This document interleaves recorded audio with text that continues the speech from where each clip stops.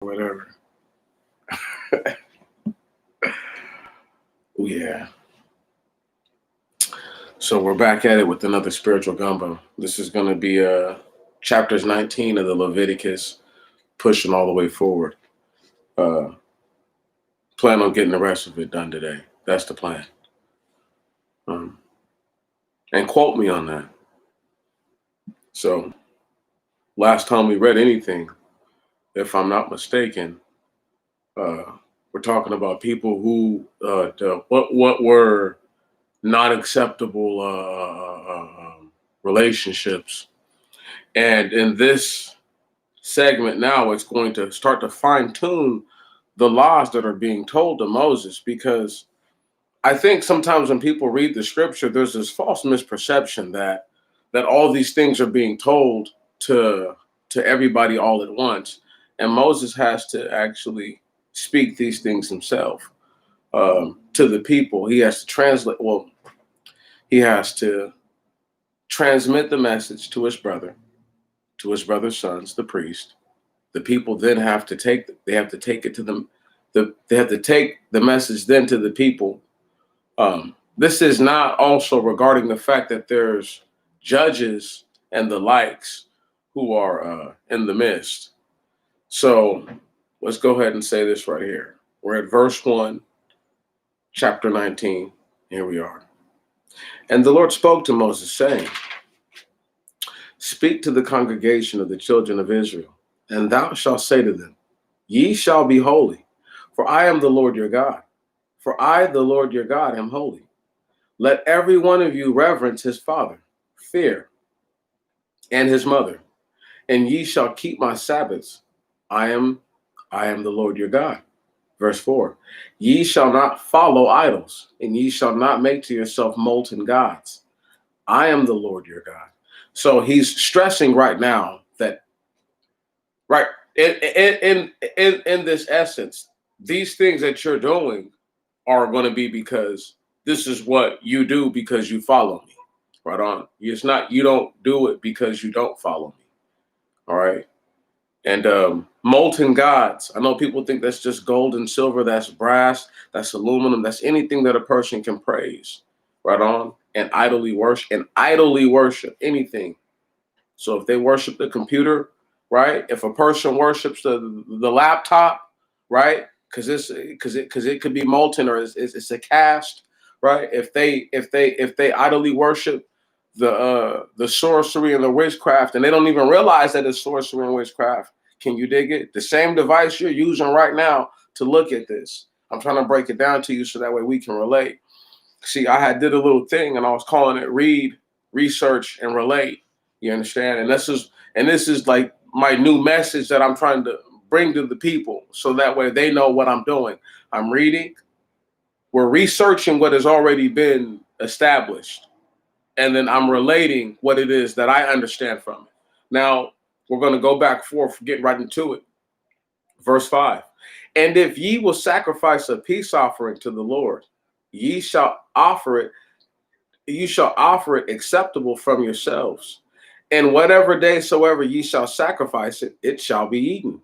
And on the following day, if any of it should be left till the third day, it should be thoroughly burnt with fire.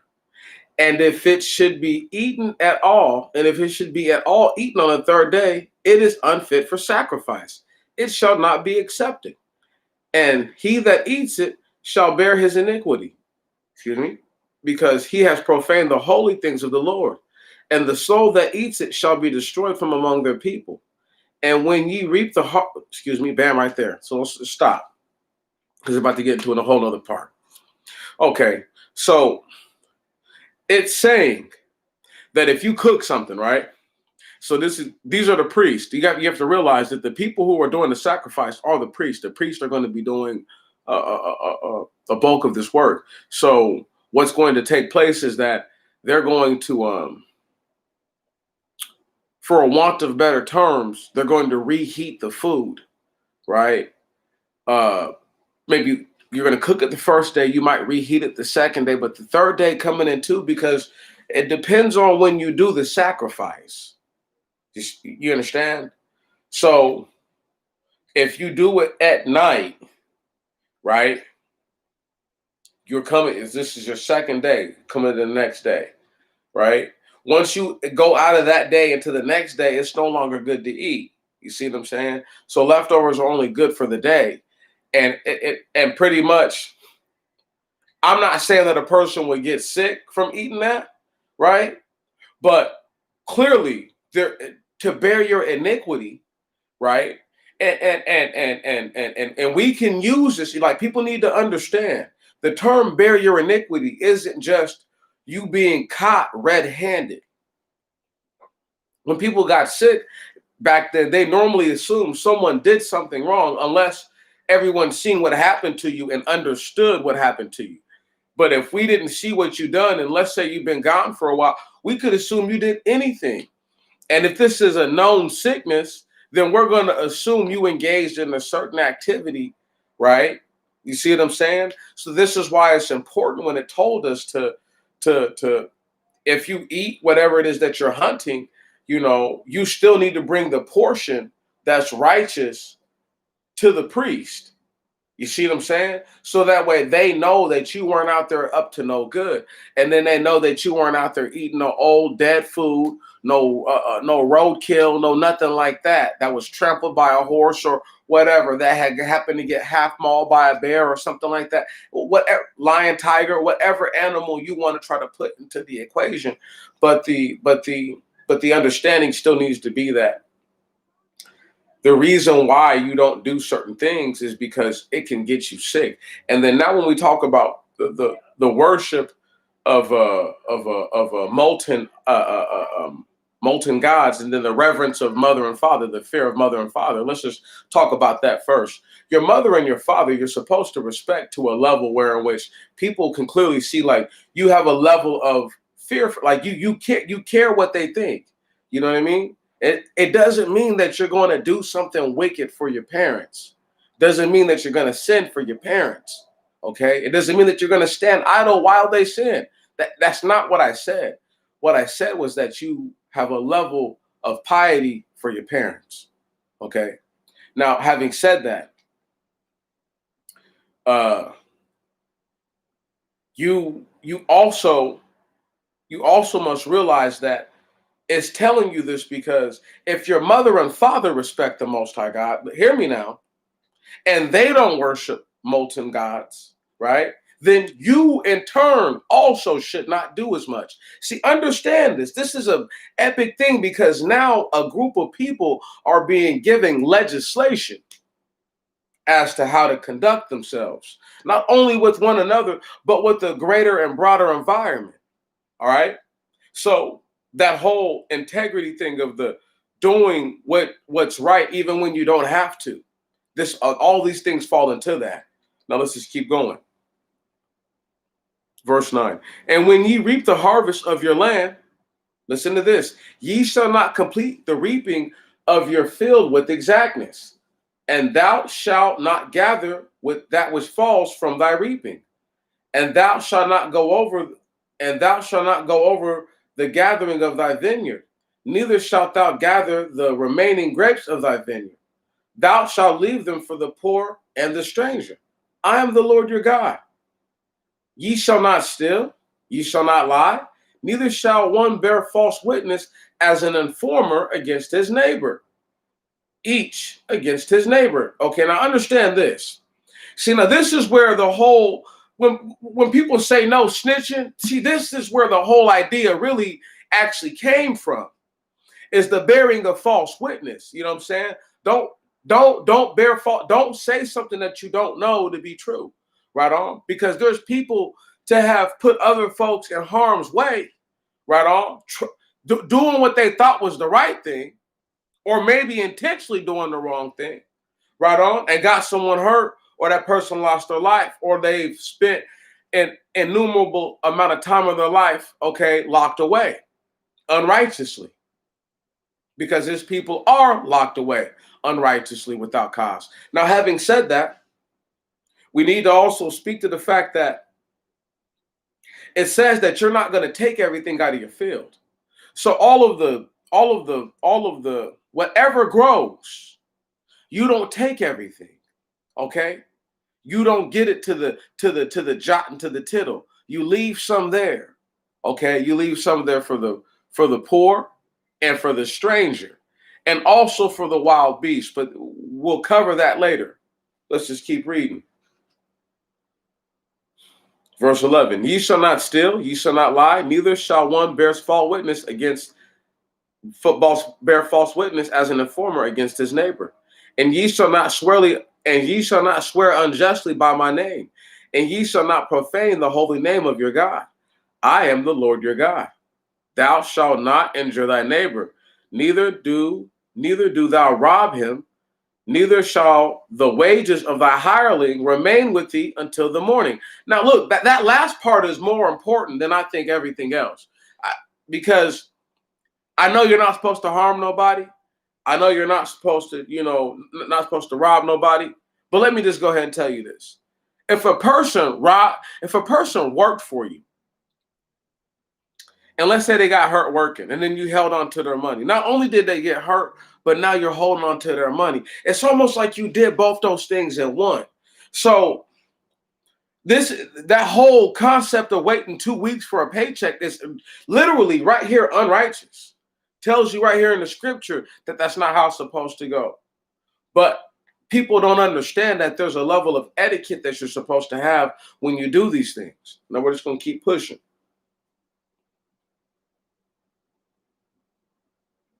Verse 13. Nope, verse 14. Thou shalt not revile the deaf. So speak ill or say evil things, you know what I'm saying, to them. Neither shalt thou put a stumbling block in the way of the blind. So you're not going to put something there to where in which they can't see to harm themselves. So it's pretty much like trying to mock or to humiliate them because they have this disability. Now understand, there are deaf and blind people amongst these people, or these are things that could happen to people. Right? Something could have happened to make them go deaf or blind, or they could have been born like that. Where we at? Verse 15. Whoa, whoa, whoa, whoa. And thou shalt fear the Lord thy God. I am the Lord your God. Verse 15. Thou shalt not act unjustly in judgment. Understand this next part. It's probably the most important part that's about to as far as how you really, true etiquette, you don't let anybody get away with anything. Listen to this. Thou shalt not accept the person of the poor, neither admire the person of the mighty. With justice shalt thou judge thy neighbor. Thou shalt not walk deceitfully among thy people. Thou shalt not rise up against the blood of thy neighbor. I am the Lord your God. Thou shalt not hate thy brother in thine heart. Thou shalt not in any wise rebuke thy neighbor, so thou shalt not bear sin on his account. Listen to that.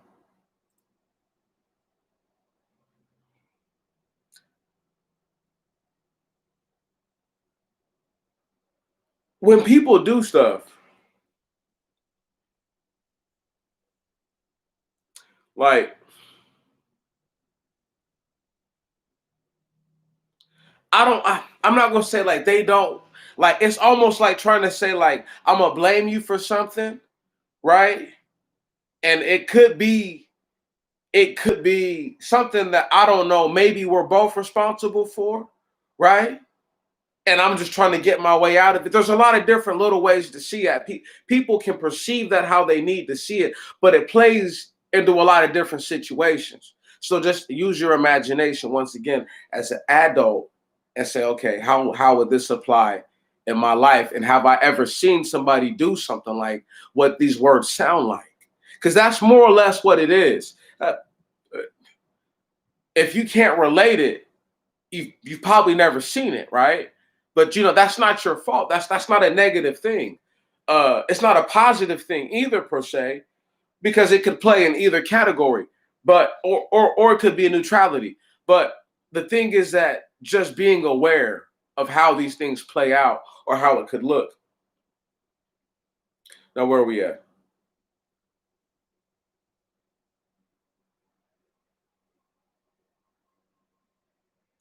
I mean, right, right. You can't try to blame somebody to get up out of something. I mean, how many times have we all seen it? Anyway, let me just not get angry about it. Verse 18. Thou shalt not avenge that, and thy hand shall not avenge thee. You will not take matters into your own hand. I'm guilty of that. I'm guilty of that. But I have tampered down my ways in the last 4 or 5 years. It didn't take this earth to really calm me down. I was already becoming a much more calm person in my own respective right, and maturing, where I knew that that people probably didn't see me doing it. What's up, bro? How you doing? We're like verse almost 20 in of chapter 19, but we're about to get to a really important part, okay? And I'm gonna run down everything real quick. We respect our mother and our father. We don't make fake gods, okay? We don't eat things that are leftovers. So you eat leftovers the day after, then get rid of them. Um, you don't take everything that you plant. You leave some from other people, so that way, if because you never know nobody's situation. You just don't know this. You just never know, and you have to respect that. Right on.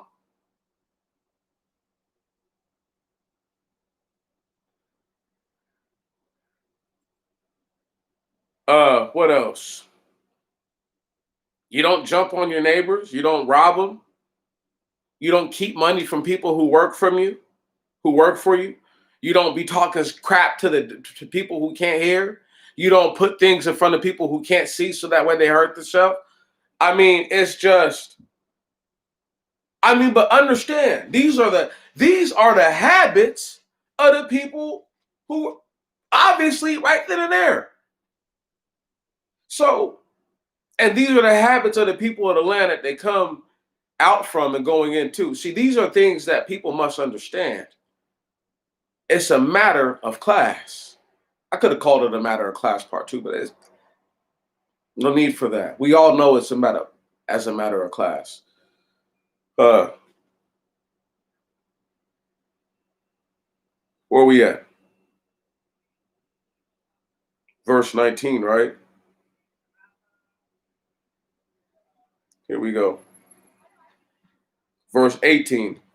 And thy hand shall not avenge thee, and thou shalt not be angry with the children of thy people, and thou shalt love thy neighbor as thyself. I am the Lord. Stop right there.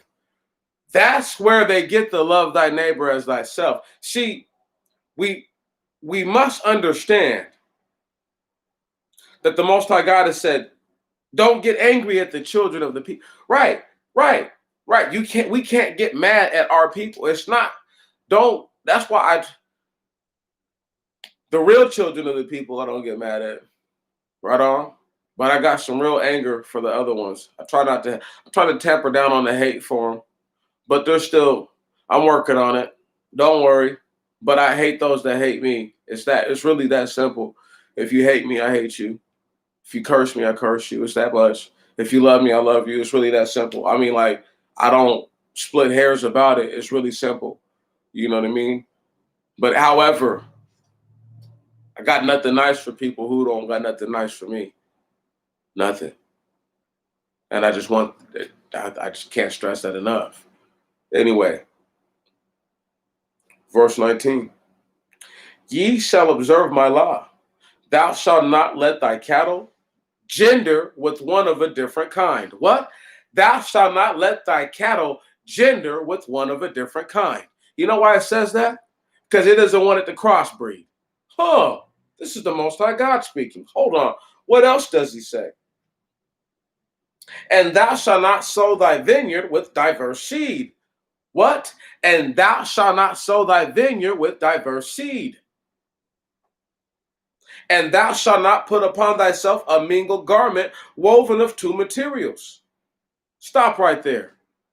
Do y'all understand the level of purity that he wants people to have? But now I can say that the Most High God has a level of regalness, regality, right? That he wants the priest to maintain as far as that last part is concerned, right? But the Most High God is saying, like, forget all that. Your regular clothes aren't about to be like that. So whatever these guys are wearing in their uniforms is one thing that I've had it to be embroidered a certain way and put together with gold and all. He's like, but you're not going to have two different materials like cotton and wool put together. You're not going to be doing that. You're not doing that. Okay, you're not going to have silk and wool. You're not going to have silk and cotton. You see what I'm saying? You're gonna do one thing or you're doing one thing. Leather, whatever it is, you don't get to put all these different things together and combine it and make whatever you want out of it. We don't know what kind of energy that creates. You don't know what that does. And then on top of that, he stresses. The Most High God stresses. We can say that the Messiah is stressing, but a higher level authority is stressing that, hey, you do not allow your animals to mix breed. That's a no-no. And you don't mingle diverse seed in your vineyard. That's a no-no.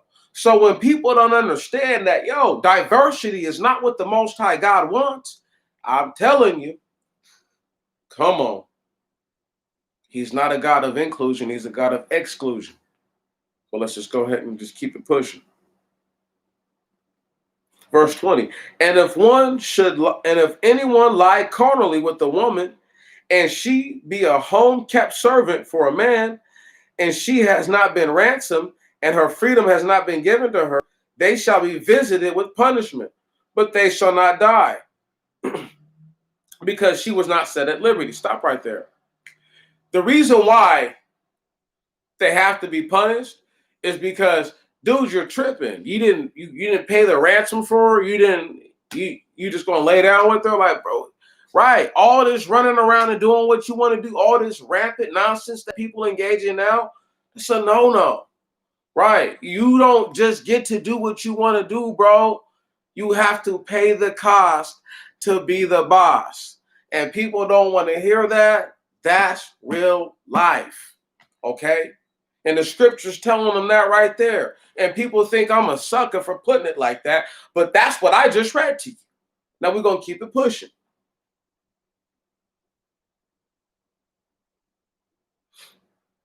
And verse 21. And he shall bring for his trespass to the Lord, to the door of the tabernacle of witness, a what? A ram. That same ram for trespass I told y'all about earlier, right? Somebody laying down with somebody they ain't got no business laying down with. A ram for a trespass offering. And the priest shall make atonement for him with the ram of trespass offering before the Lord for the sin which he sinned. And the sin which he sinned shall be forgiven him. And whenever ye shall, listen, this is why it's so important for people to value their daughters, right?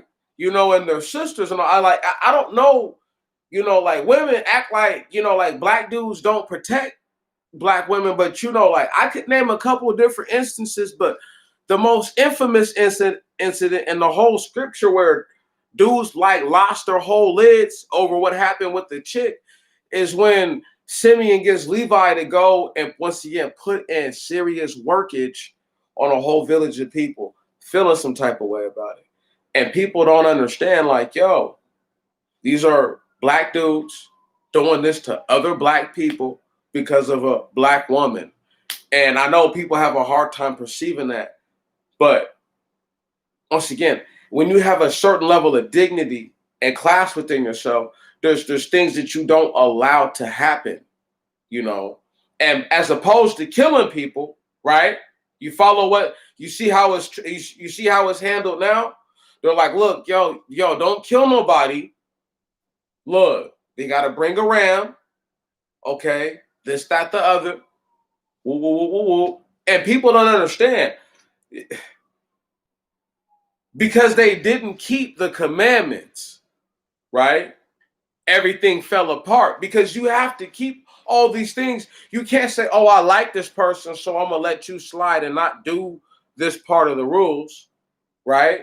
No, you have to enforce it on everyone. Otherwise, it's no good, and then you're no good. If you don't speak it to people when it can be spoken to them, in my eyes, if I don't tell you what's on my mind, I'm the devil. Because in that moment, I withheld from you what I know could be life. Stop playing with me. Now let's go ahead and keep it pushing. Verse 23. And whenever ye shall enter into the land which the Lord your God gives you, and shall plant any fruit trees, then ye shall purge away its uncleanness.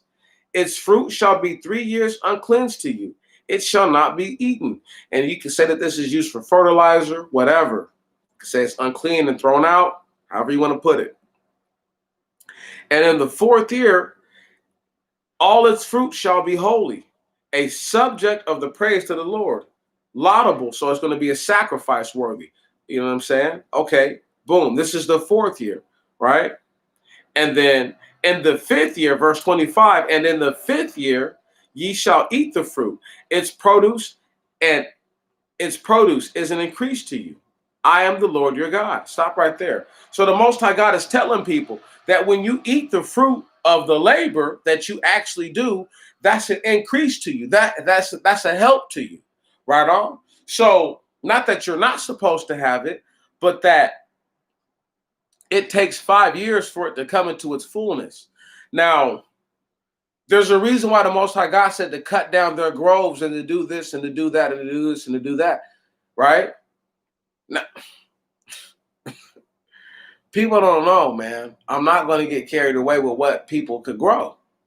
People can grow anything. You have to wait 5 years, 4 years for it to be given up for a sacrifice, and then in the 5th year for it to actually be acceptable for your persons to eat. It's a very important thing to know. You know what I'm saying? It's a crucial thing to know. Now here we are.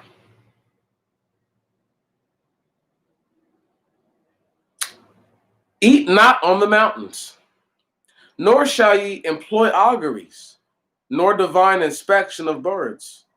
Ye shall not make a round cutting of the hair of your head, nor disfigure your beard. Here we go. And ye shall not make cuttings in your body for a dead body, or for a soul, excuse me, the animal frame which once breathed. Okay, here we go. And ye shall not make cuttings in your body for a dead body, and ye shall not inscribe on yourselves any marks. I am the Lord your God. Thou shalt not profane thy daughter to prostitute her. So the land shall not go a whoring, and the land be filled with iniquity. Stop right there.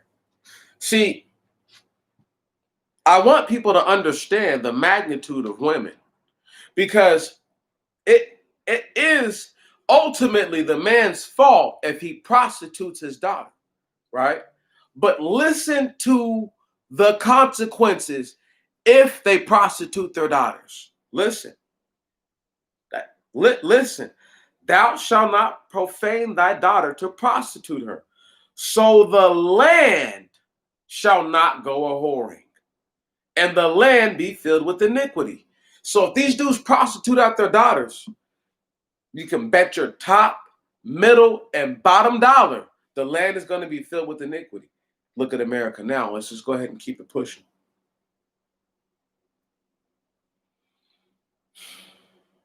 Verse 30. Ye shall keep my Sabbaths and reverence my sanctuaries. I am the Lord. Ye shall not attend to those, who have in them divining spirits. It says ventriloquist. That's just their own interpretation of the word, but also the ventriloquist, because they're probably conjuring up, they're probably divining. Understand, they're probably divining, really actually channeling real different energies and spirits doing some evil, wicked stuff they got no business doing. And they make it a comedy now. Like it's funny. It ain't funny. Ye shall not attend to those who have in them divining spirits, nor attach yourself to enchanters to pollute yourselves with them. I am the Lord your God. Thou shalt rise up before the hoary head and honor the face of the old man, and shalt fear thy God. So stop right there. Did you hear that? When the old man walks by, you gonna stand at attention for him. Can you dig that?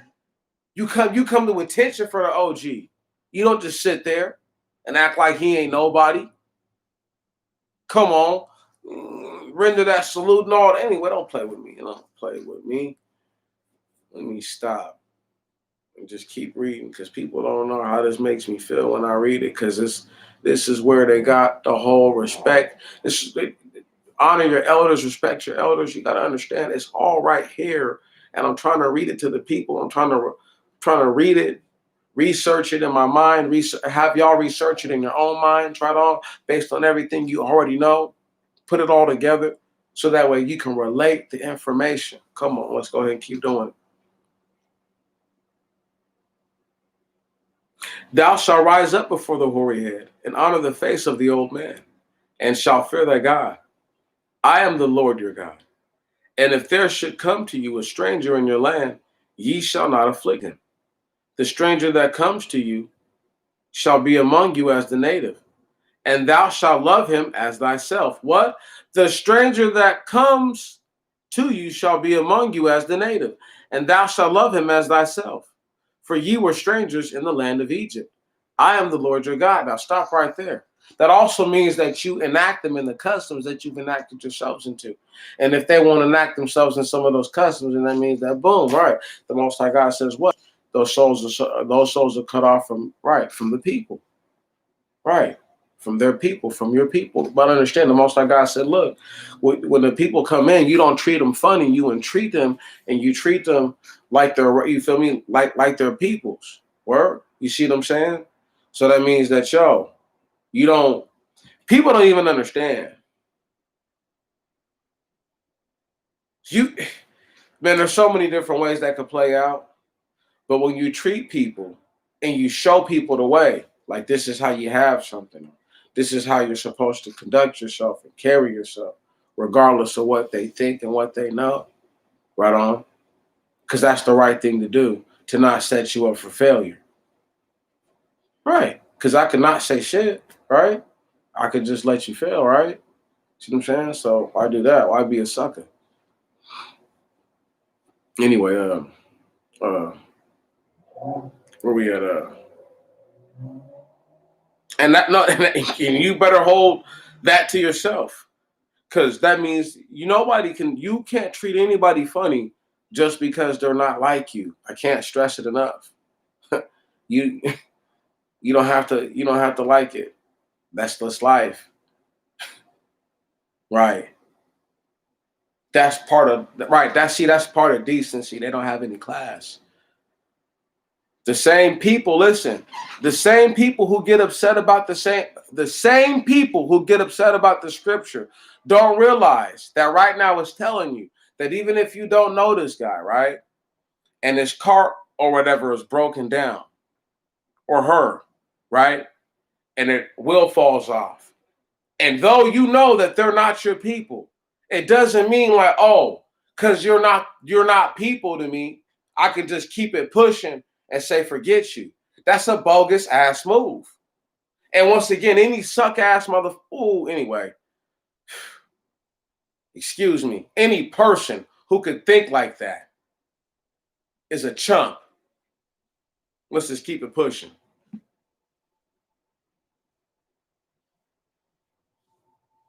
Because that makes me angry. Just the fact that people can't even understand basic decency. They have no decency, probably, though, right? These are the same people claiming to be the people and don't even adhere to the most basic standards of the people. And want to get mad because they're being told about the qualities of what you're supposed to do. Right. These are qualities that you're supposed to uphold. Can you dig that? Not just something that you can ignore because you want to, because, oh, this works for me and this works for me and none of that works for me. I'm throwing it all out.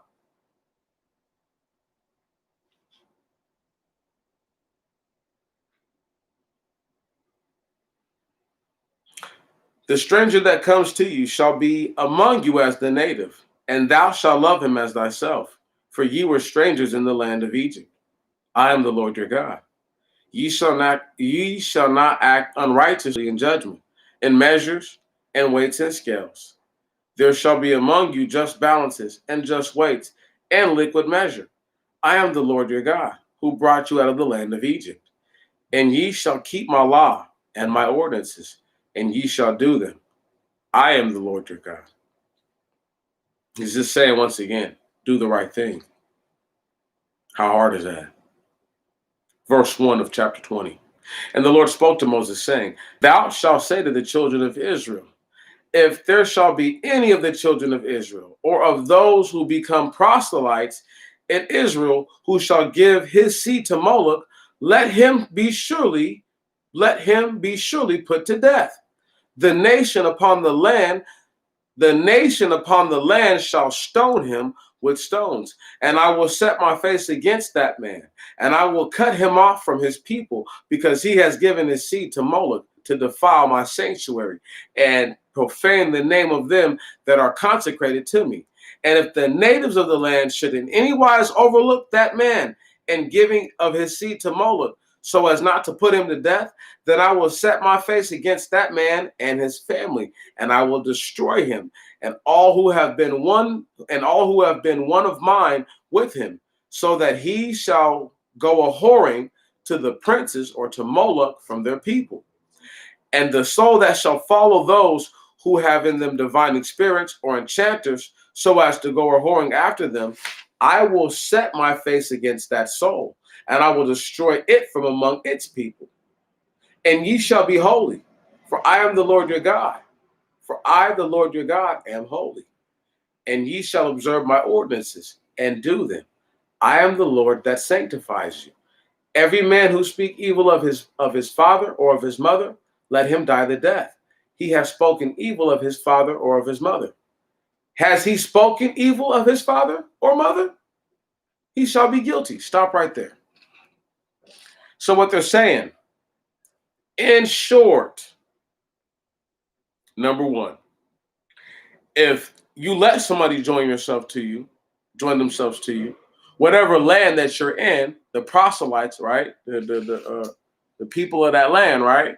Oh, not the proselyte who is a follower of you, who's a person of that land, okay, wherever land you're in.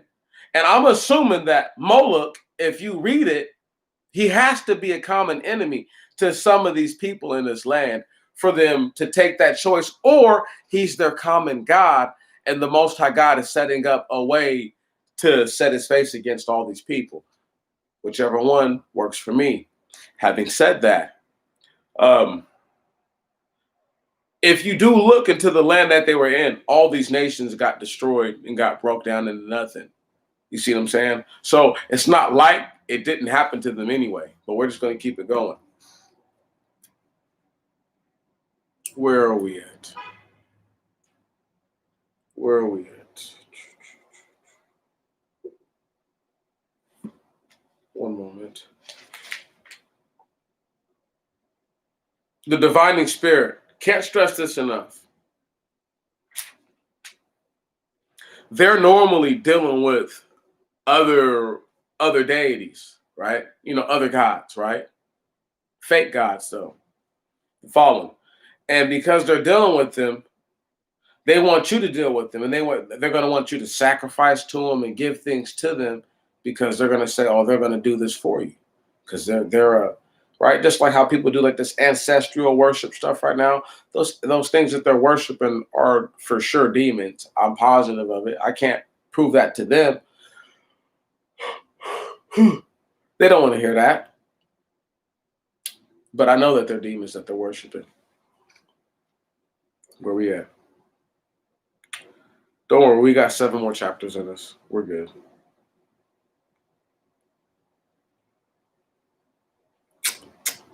Verse 8. No, verse 8, that's right. And ye shall observe my ordinances and do them. I am the Lord that sanctifies you. Every man who shall speak evil of his father or of his mother, let him die the death.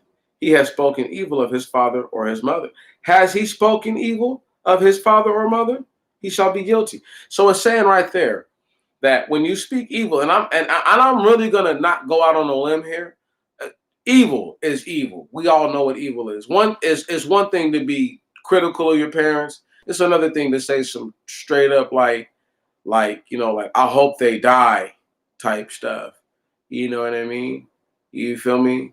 Like that's you know what I'm talking about though. Like you know what I mean? Like to curse your parents. Like that's wickedness. Let them die. Go ahead. Since you want them to die, we want you to die.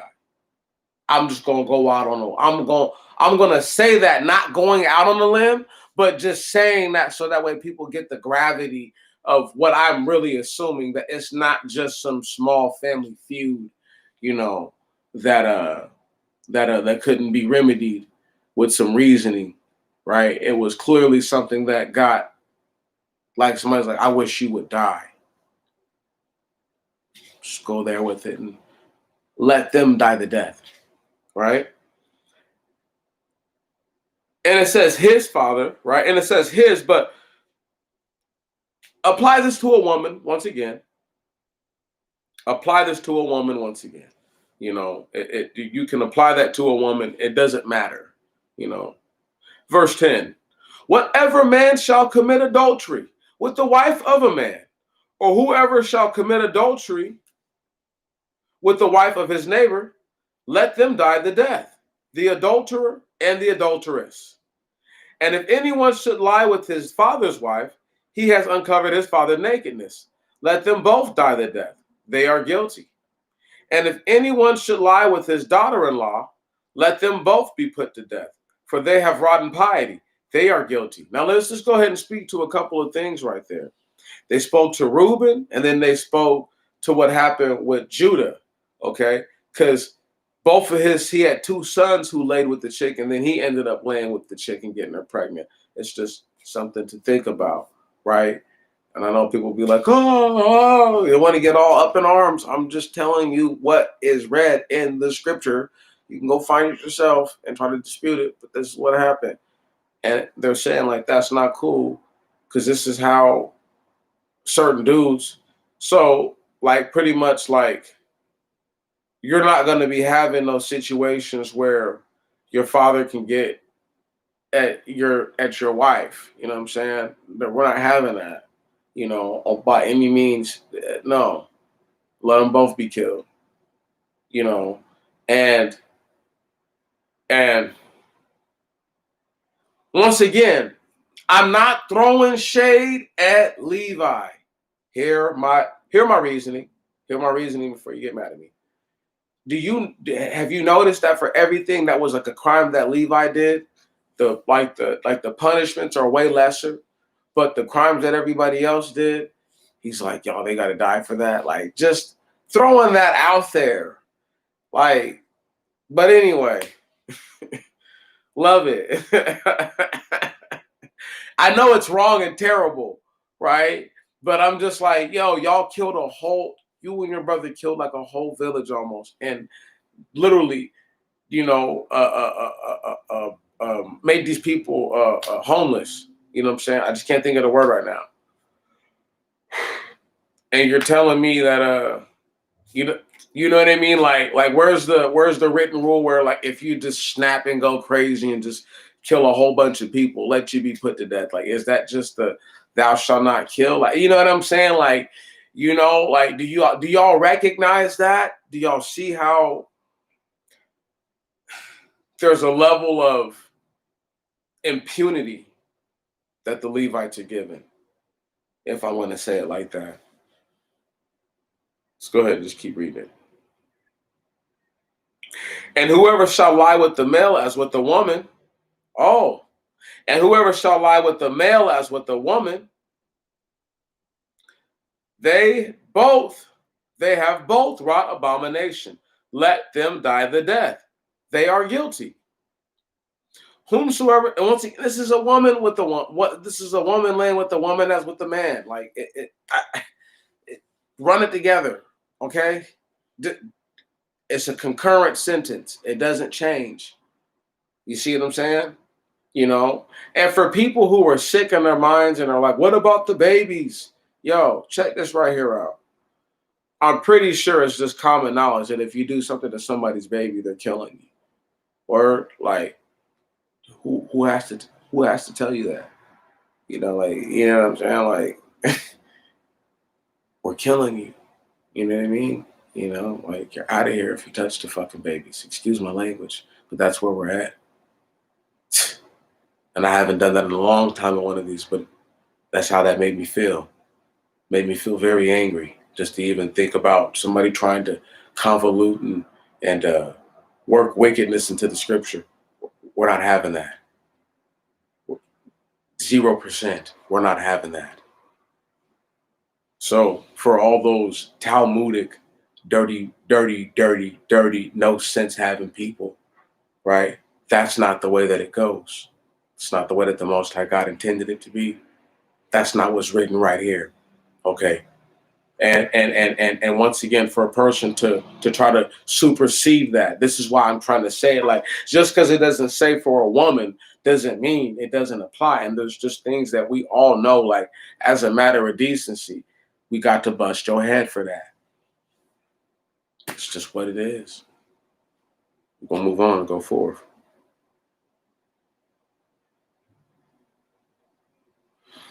Now listen to this. Whosoever shall take a woman, verse 14, and her mother, it is iniquity. They shall burn him and them with fire. So there shall not be iniquity among you. Listen, if y'all ever wonder where they got burning people up from, I'm not saying that they originated that. I'm saying that this is like boom, straight up, that straight biblical. It got nothing to do with being no witches.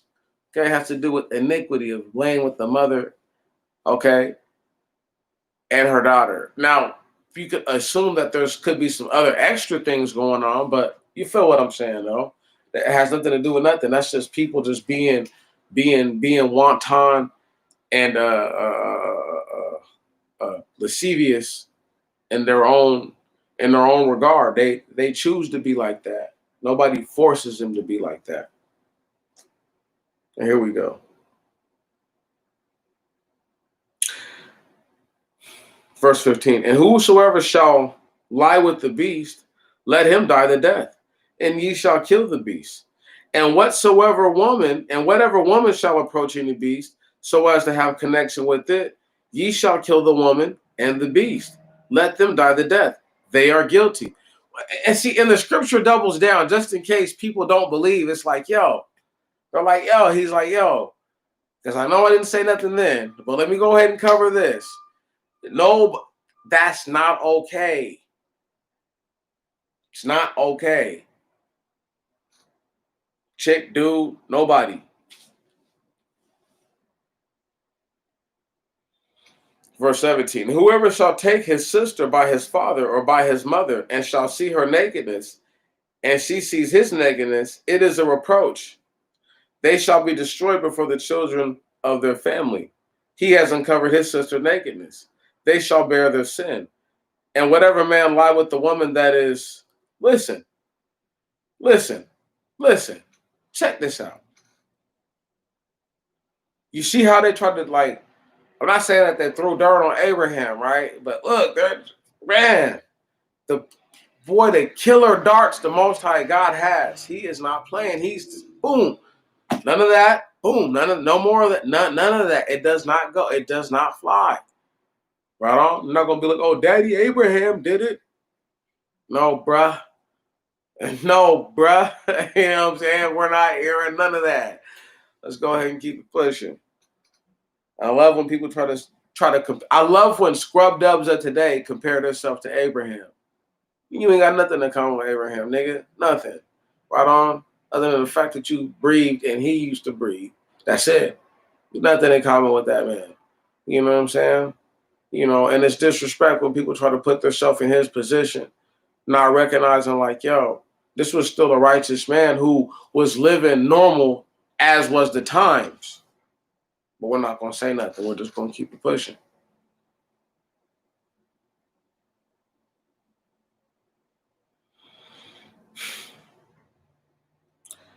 And whatever man shall lie with the woman, verse 18, that is set apart for a flux, and shall uncover her nakedness, he has uncovered her fountain, and she has uncovered the flux, and she has uncovered the flux of her blood. They both shall be destroyed from among their generation.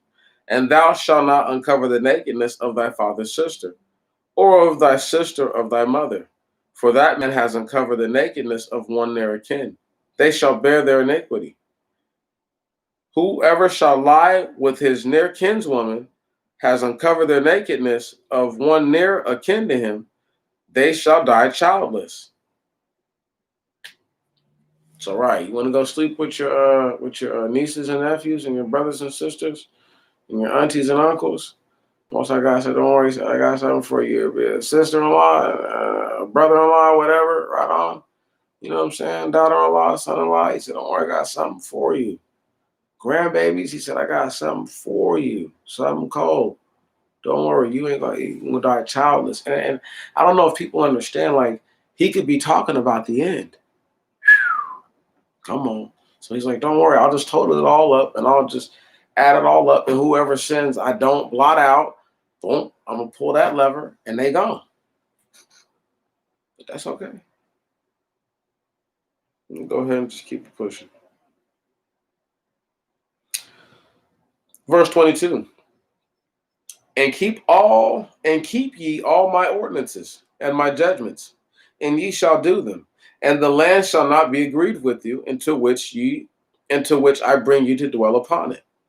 And walk ye not in the customs of the nations with which I drive out before you, which I drive out from before you. For they have done all these things, and I have abhorred them or hated them. And I said to you, ye shall inherit their land, and I will give it to you for a possession, even the land flowing with milk and honey. I am the Lord your God, who has separated you from all people. And ye shall make a distinction between the clean and the unclean cattle, and between the clean and unclean birds. And ye shall not defile your souls with cattle, or with birds, or with any creeping things of the earth, which have separated for you, but which I have separated for you by reason of uncleanness. And ye shall be to me holy, because I, the Lord your God, am holy, who separated you from all the nations to be mine. And as for a man or woman, whosoever of them shall have in a divine spirit or be an enchanter, listen, he made sure to get this last but not least, let them die the death. Ye shall stone them with stones. They are guilty. The death is that, getting stoned with stones. Okay? It's a deterrent factor. If people are like seeing somebody who tried to resist get beat down, drug out the city limits, and people are like, "Oh, he about to get stoned," or "Yeah, she about to get stoned." Yeah, you ought not have done that. Whatever you done. And if it's two men, people can just assume, "Oh yeah, they always assume these two dudes were sweet anyway." But now that they getting drug out the city and hit with rocks all up in their head, yep, it's official. And they're gonna throw these dudes in the dunghill or burn them up at the dunghill or something like that and get rid of them. They unclean, they're defiled.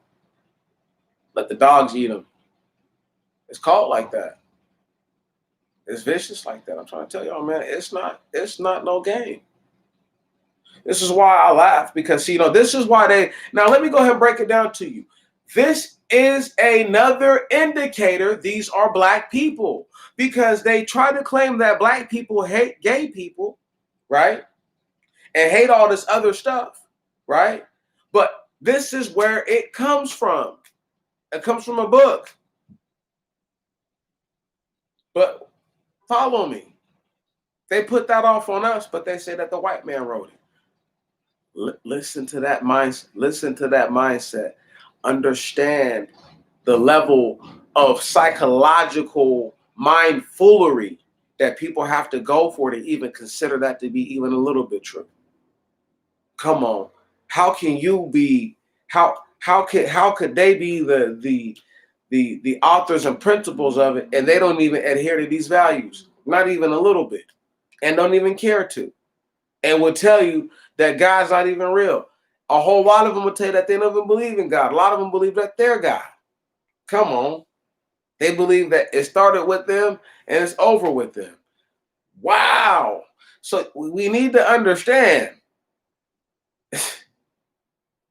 people who think they're the best thing since baby wipes just can't get it. All right.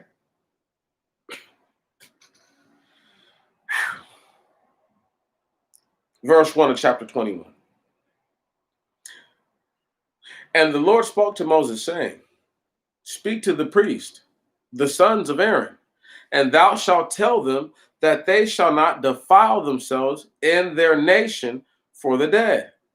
But they may but they may mourn for a relative who is very near to them, for a father and mother, and for sons and daughters, and for a brother, and for a virgin sister that is near to one, that is not espoused to a man.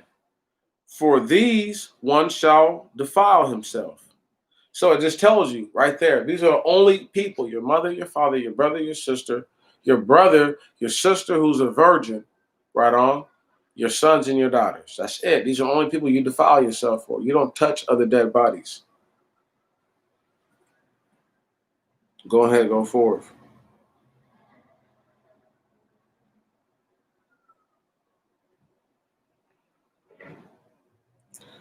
For these one shall defile himself. Verse 4. And he shall not defile himself suddenly among his people to profane himself. These are all the priests. And ye shall not shave your head for the dead with the baldness on the top. And ye shall not shave their beard or the face of their beard. Neither shall they make gashes on their flesh, meaning like to cut themselves, like, oh, like those people who cut themselves because they're like, I hurt, I'm in pain. So let me slice my wrist. And you know what I mean? Right? Because I grew up in a $400,000 house and life was always good for me. Right? Those kinds of people, right? It's telling us like, yo, just because you hurt back then and you really mourn, it's like, yo, don't hurt yourself for them. You don't get to do, no, that's not okay. So all the getting tattooed teardrops and getting black hearts and all that, no. And he said, once again, you don't do what a lot of native cultures and a lot of Asian cultures to do, right on, which is to cut their hair when somebody passes in their family. Having said that, let's go ahead and just keep it in our minds that it's telling us that we're not supposed to cut our hair, shave our faces when that happens. We're supposed to just keep living our lives. Okay, here we are. Verse 6, they shall be holy to their God, and they shall not profane the name of their God. For they offer the sacrifices of the Lord as gifts of their God, and they shall be holy. They shall not take a woman who is a harlot or profane, or a woman put away from her husband. For he is holy to the Lord his God. So no disrespect to the other tribes, right? But if you're not a Levite, it's like pretty much, I'm not saying that you can take a harlot. That's not what I said. Or a woman profane who has a poor reputation, right? You know what I'm saying? Right? You know what I mean? Talking about, or a chick who's been divorced or put away by her husband. Because that's what people did back then, apparently. This is how somebody would have this is how somebody would have relatives, brothers and sisters from the same mother, but possibly a different man because she didn't stepped out and, did whatever. You see all this stuff that goes on, right? Or she's a harlot and she has all these different dudes gave her babies anyway, right? And she's like Jeroboam's mama. But we're just going to keep it pushing and just not try to get too disrespectful. Where are we at?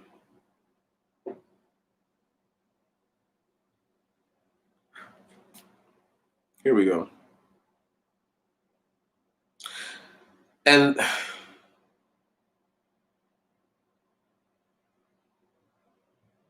thou shalt not take a woman, verse 7, who is a harlot and profane, or a woman put away from her husband, for he is holy to the Lord his God.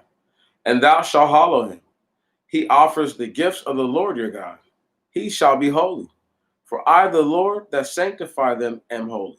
And if the daughter of a priest should be profane to go a whoring, she profanes the name of her father. She shall be burnt with fire. So this is the daughter of a priest, right?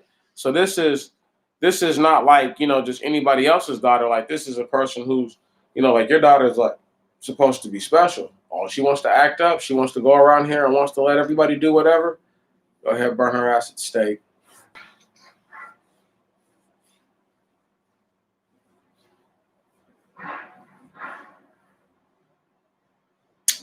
Let me go ahead and keep reading. Verse 10, and the priest that is chief among his brethren, the oil having been poured upon his head of the oil having been poured upon the head of the anointed one, and he having been consecrated to put on the garments, shall not take the mitre off his head, and shall not rend his garments. Neither shall he go neither shall he go into any dead body, neither shall he defile himself for his father or his mother. And he shall not go forth out of the sanctuary, and he shall not profane the sanctuary of his God, because the holy anointing oil of God is upon him. I am the Lord. He shall take for a wife a virgin of his own tribe, or his own race. But a widow, or one that is put away or profaned, or a harlot, these he shall not take. And he shall take for a wife a virgin of his own people, and he shall not profane his seed among his people. I am the Lord that sanctifies him. See, now understand, this basic tenet the Levites broke all the way through. Right. That's why everything got all messed up. That's why it's all messed up now. If you could contend that the Levites keep righteous and just do what they're supposed to do, we're not in this situation. But that's not what happened. Excuse me. Where are we at?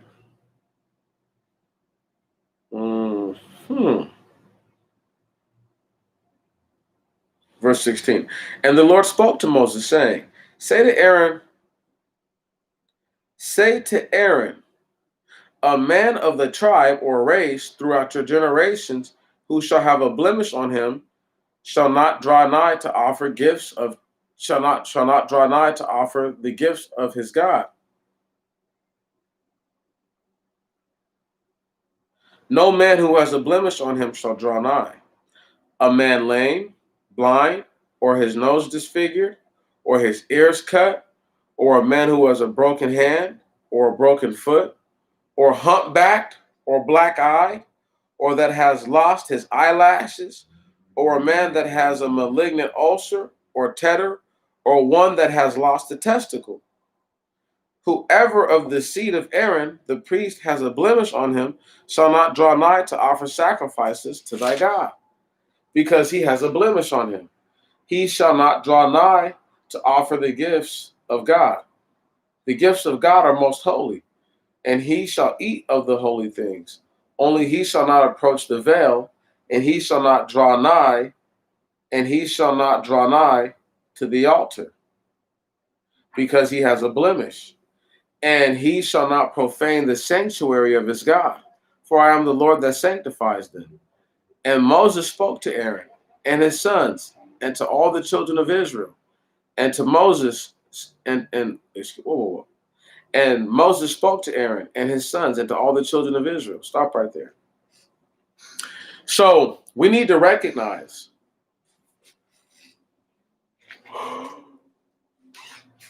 this is deep. While this is happening, I'm contending that the Most High God is putting down that Moses did what he's telling him to do. And then Moses goes and does it. Now, I know this sounds crazy to people. Do y'all understand the level of obedience that takes. Moses was once again, he clearly was the most meek man that yet lived when he was on earth. There's no way. There's no way anybody was even close to his level of meek. Think about that for a moment. He had the ability to go up there, be told all these instructions, go back down, and never deviate. At least not from the instructions. He might have got angry and broke some tablets once, but that's a whole other thing. Now, here we go. We're in chapter 22. Chapter 22 is pretty short. We're going to come up on 23. 23 is kind of long, right? But we're literally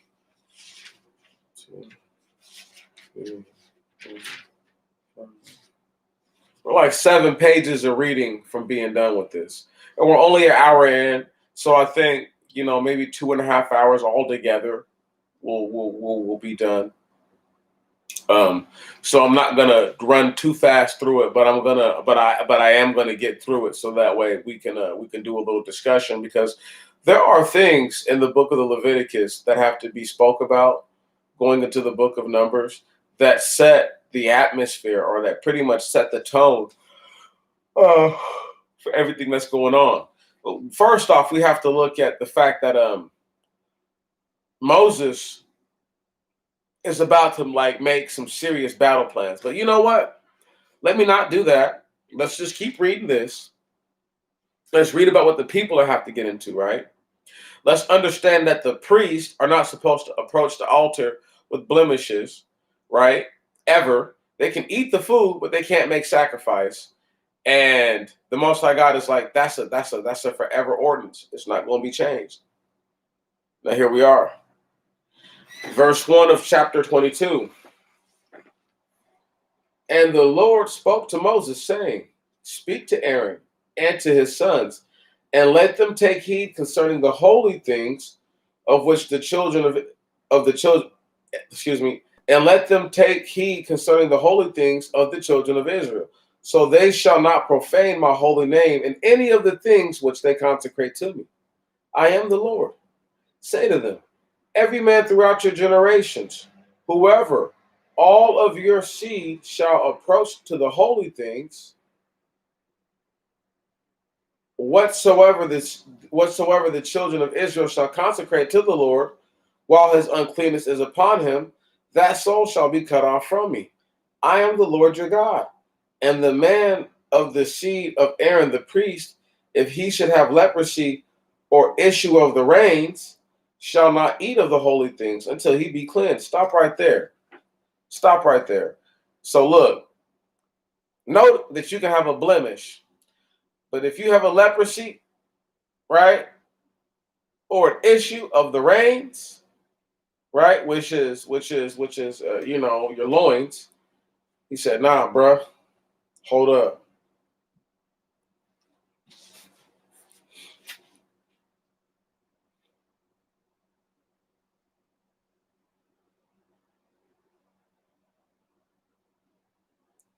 Every man throughout your generations, whoever of all your seed shall approach to the holy things, whatsoever the children of Israel shall consecrate to the Lord, while his uncleanness is upon him, that soul shall be cut off from me. I am the Lord your God. And the man of the seed of Aaron the priest, if he should have leprosy or issue of the reins, shall not eat of the holy things until he be cleansed. And he that touches any uncleanness of a dead body, or the man whose seed of copulation shall have gone out from him. So it's just saying that, like, if a person touches a dead body, or if a person, if this is the same man, right, his seed of copulation goes out from him, right? It's saying, where are we at? Or whoever shall have touched, or whoever shall touch any unclean reptile, which shall defile him, or shall touch a man, whereby he shall defile him according to all his uncleanness, whatsoever soul shall touch them shall be unclean until evening. And he shall not eat of the holy things, unless he bathe his body in water, and the sun go down. and then he shall be clean, and then he shall eat of all the holy things, for they are his bread.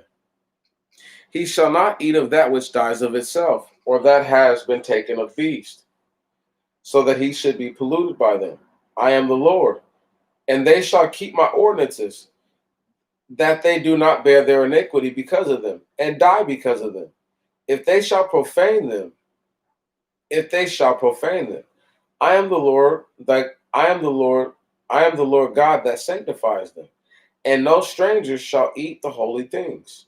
One that sojourns with the priest or a hireling shall not eat the holy things. But if a priest should have purchased the soul for money, he shall eat of his bread. And they that are born in his house, they also shall eat of his bread. And if the daughter of a priest should marry a stranger, she shall not eat of the offerings. She shall not eat of the offerings of the sanctuary, or the first fruits. And if the daughter of the priest should be a widow, or be put away, and have no seed, she shall return to her father's house as in her youth. She shall eat of her father's bread, but no stranger shall eat of it. And the man who shall ignorantly eat holy things shall add to the fifth part of it, shall add the fifth part to it, and give the holy thing to the priest, and they shall not profane which they offer to the Lord. So should they bring upon themselves the iniquity of trespass in eating their holy things. For I am the Lord that sanctifies them. And the Lord spoke to Moses, saying, speak to Aaron and his sons, and to all the congregation of Israel, and thou shalt say to them, any man of the children of Israel, or of the strangers that abide among them in Israel, who shall offer his gifts according to all their confession and according to all their choice, whatsoever that they may bring to the Lord, the whole burnt offering, your free will offering or acceptable offering, shall be males without blemish of the herds, or of the sheep, or of the goats. Now let's just stop for half a second real quick. Note that if the daughter of the priest marries a stranger, right? Only if she doesn't have children by this dude can she come back. She has strangers. She has daughter by this dude. She has children, sons or daughters by this dude. Can't come back. Can't eat the bread right on of his table. The Most High God is like, because she's pretty much a stranger now, right? See, people need to understand, and like people are like, well, but it says if the stranger did that, then he can make right. It's like, well, if you're really making right, first off, the stranger that does that is supposed to be destroyed from among the people. Right on. They're not supposed to. That's the order. That's a pre-ordinance. Right on. They're not supposed to do it. And if they do, they're supposed to be like, yo, you got to go, dog. See what I'm saying? And you see how they try to soften the blow, like, yo, the reason why they're gonna have to go, right on, is because of this. Number one. And they don't want to hear that, but we can go back and read it. See, once again, people get sad, but we can go back and read that. Right on? Right. They're not, the stranger's not supposed to eat of the holy, they're not supposed to eat the Passover, nor any of the holy feasts. That's written. They can get mad because they're the stranger. Look, I can't help that. Word? That's what's written. If they want to get angry and upset, let them get upset. Word? But I tell y'all this right here for a fact. It won't change what's on this paper. And they can go open up any Bible and it's going to tell them the same thing. And it's telling them this because it's saying that if the daughter of the, I'm assuming that it's speaking to to like some dude who marries a priest's daughter. And he's in proximity to get this stuff. And they're like, yo, he has to give back a fifth of the portion of what's being sacrificed. Right. So it's like you pretty much have to give up a whole nother sacrifice. Now, why that's impossible? The Most High God said what? You are not to take anything from the strangers to sacrifice. Everything they have is blemished. Thank you. But people think I'm retarded. They better do some more reading, y'all. Get out their emotions. Let's go ahead and keep reading. whoa. Where we at? That's where we're at. Verse 20. They shall not bring to the Lord anything that has a blemish in it, for it shall not be acceptable for you. And whatsoever man shall offer a peace offering to the Lord, discharging a vow, or in the way of free will offering, or an offering in your feast of the herds or of the sheep, it shall be without blemish for acceptance. There shall be no blemish in it. One that is blind or broken, or has its tongue cut out, or has been troubled with warts, or has a malignant ulcer or tetters, they shall not offer these to the Lord. Neither shall ye offer any of them for a burnt offering on the altar of the Lord. And a calf or a sheep with the ears cut off, or that has lost its tail, thou shalt slay them for thyself, but they shall not be accepted for thy vow. That which has broken testicles, or is crushed, or gelt, or mutilated, thou shalt not offer them to the Lord. Neither shall ye sacrifice them upon your land. Neither shall ye offer the gifts of your God of all the things by the hand of a stranger, because there is a corruption in them, corruptions, a blemish in them. These shall not be accepted for you. Verse 26. And the Lord spoke to Moses, saying, as for a calf, or a sheep, or a goat, whenever it is born, then it shall be 7 days under its mother.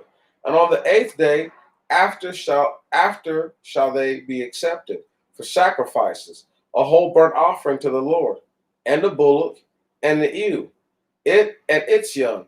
Thou shalt not kill in 1 day. Stop right there. What it's saying is that, in short, first off, don't bring anything. See, sacrifices are vows, as you can see, right?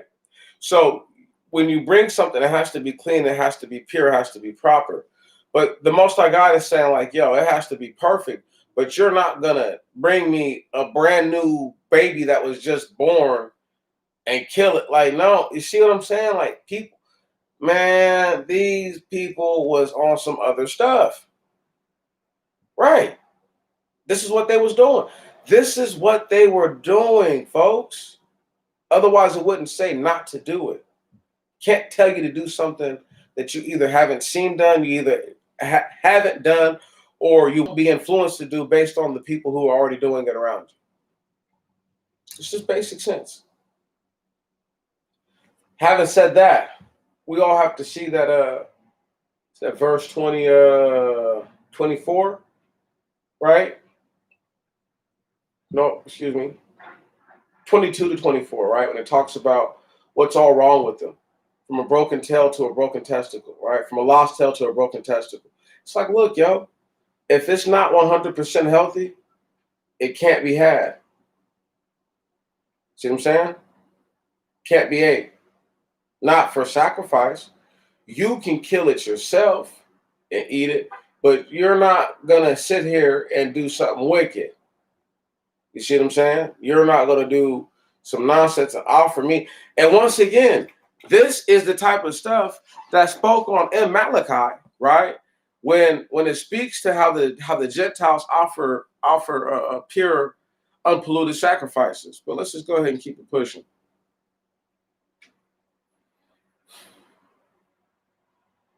And if thou should offer a sacrifice, verse 29, a vow of rejoicing to the Lord, ye shall offer it ye shall offer it so as to be accepted for you. In the same day it shall be eaten. Ye shall not leave the flesh till the morrow. I am the Lord. And ye shall keep my commandments and do them. And ye shall not profane the name of the Holy One. I will be sanctified. And I will be sanctified in the midst of the children of Israel. I am the Lord that sanctifies you, who brought you out of the land of Egypt to be your God. I am the Lord. So the Most High God is once again stressing to the people like, look, yo, when these sacrifices are cooked, right? Particularly, where are we at? a vow of rejoicing to the Lord. And I'm not going to say that it's just not just any all sacrifices, but clearly he tells us if you eat it on the third day, you're not right. This is why he's saying that don't leave anything, just eat it all up. Eat it all. Right? There's another reason why he tells people to work 6 days a week, because if you're engaged physically doing something, guess how hard it is for you to just get big and fat. But if you're not doing nothing ever, right, it's easy for you to get big and fat, because all you're doing is eating meat all the time, right?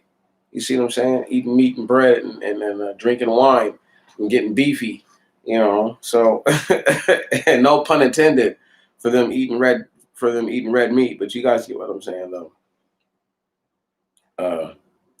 And it's just speaking that you don't do these things because the Passover took place at one time, and the Most High wants people to believe in the Passover so much more so than he wants them to like. He wants people to really see like I really did that. That wasn't just you can't just explain it, which is why he doesn't want enchanters and diviners around, because they'll just try to explain what happened and try to take away from the glory. But anyway. Verse 1 of chapter 23. And the Lord spoke to Moses, saying, Speak to the children of Israel, and thou shalt say to them, The feast of the Lord, which ye call holy assemblies, these are my feast. 6 days shalt thou do works, but on the seventh day is the Sabbath, a rest, a holy convocation to the Lord. Thou shalt not do any work. It is the Sabbath day in all your dwellings. You know what I'm saying? Pretty much something that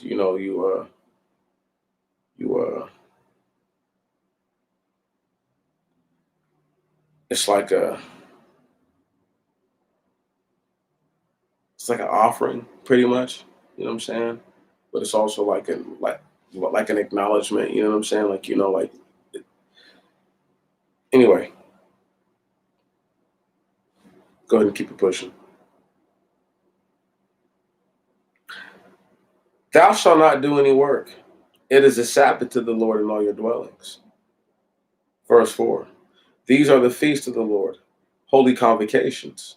Right on. Once again, like these are like the I'm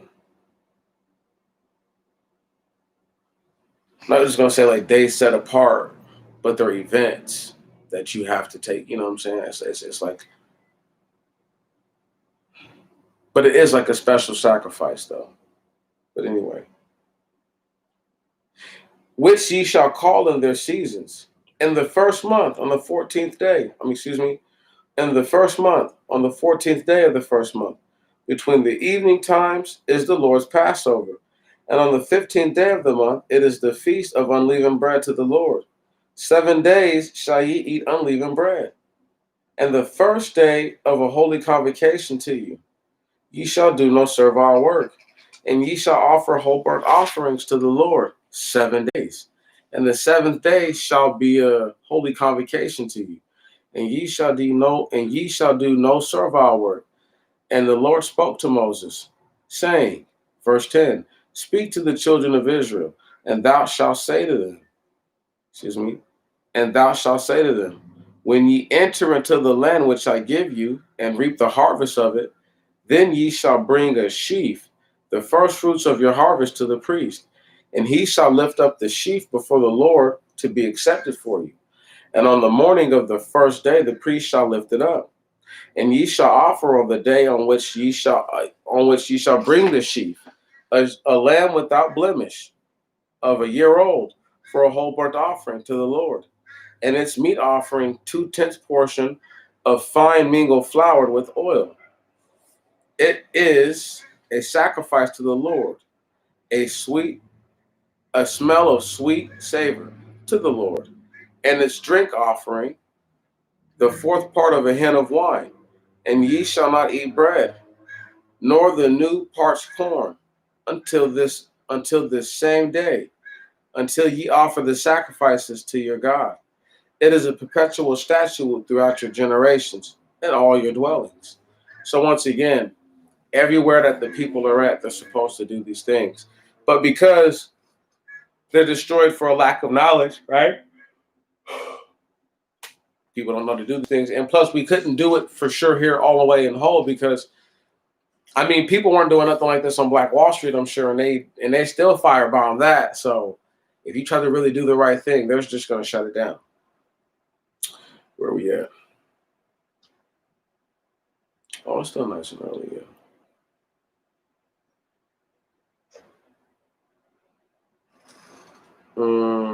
Verse 15. And ye shall number yourselves from the day after the Sabbath, from the day on which ye shall offer the sheaf, on the day on which ye shall offer the sheaf of the heave offerings, 7 full weeks, until the morning of the last week. Ye shall number 50 days, and shall bring a new meat offering to the Lord. And ye shall bring from your dwelling loaves as a heave offering, 2 loaves, 2 loaves. They shall be 2/10 of the portion of the flour. They shall be baked with leaven of the first fruits of the Lord. So stop right there. With leaven of the first fruits of the Lord. Right on. It says that.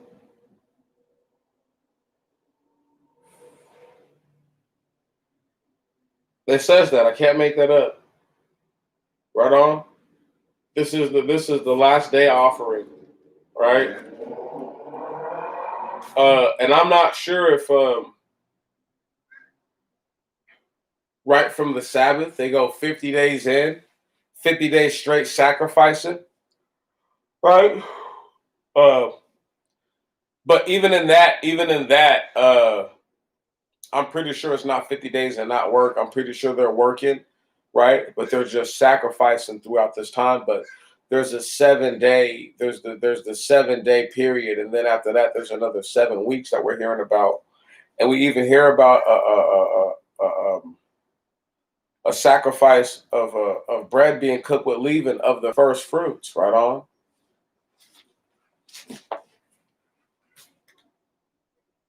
Shall be baked with leaven of the first fruits to the Lord. And ye shall bring the loaves 7 unblemished lambs. And ye shall bring with the loaves 7 unblemished lambs of a year old, and 1 calf of the herd, and 2 rams without blemish. And they shall be a whole burnt offering to the Lord.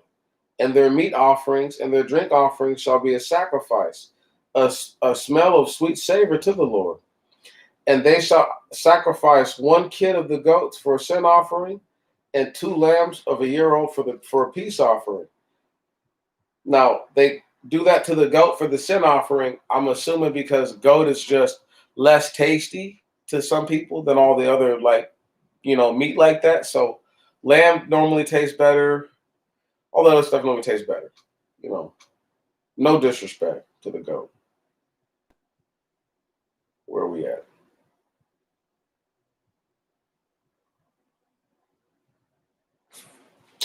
One second. Let me find myself here.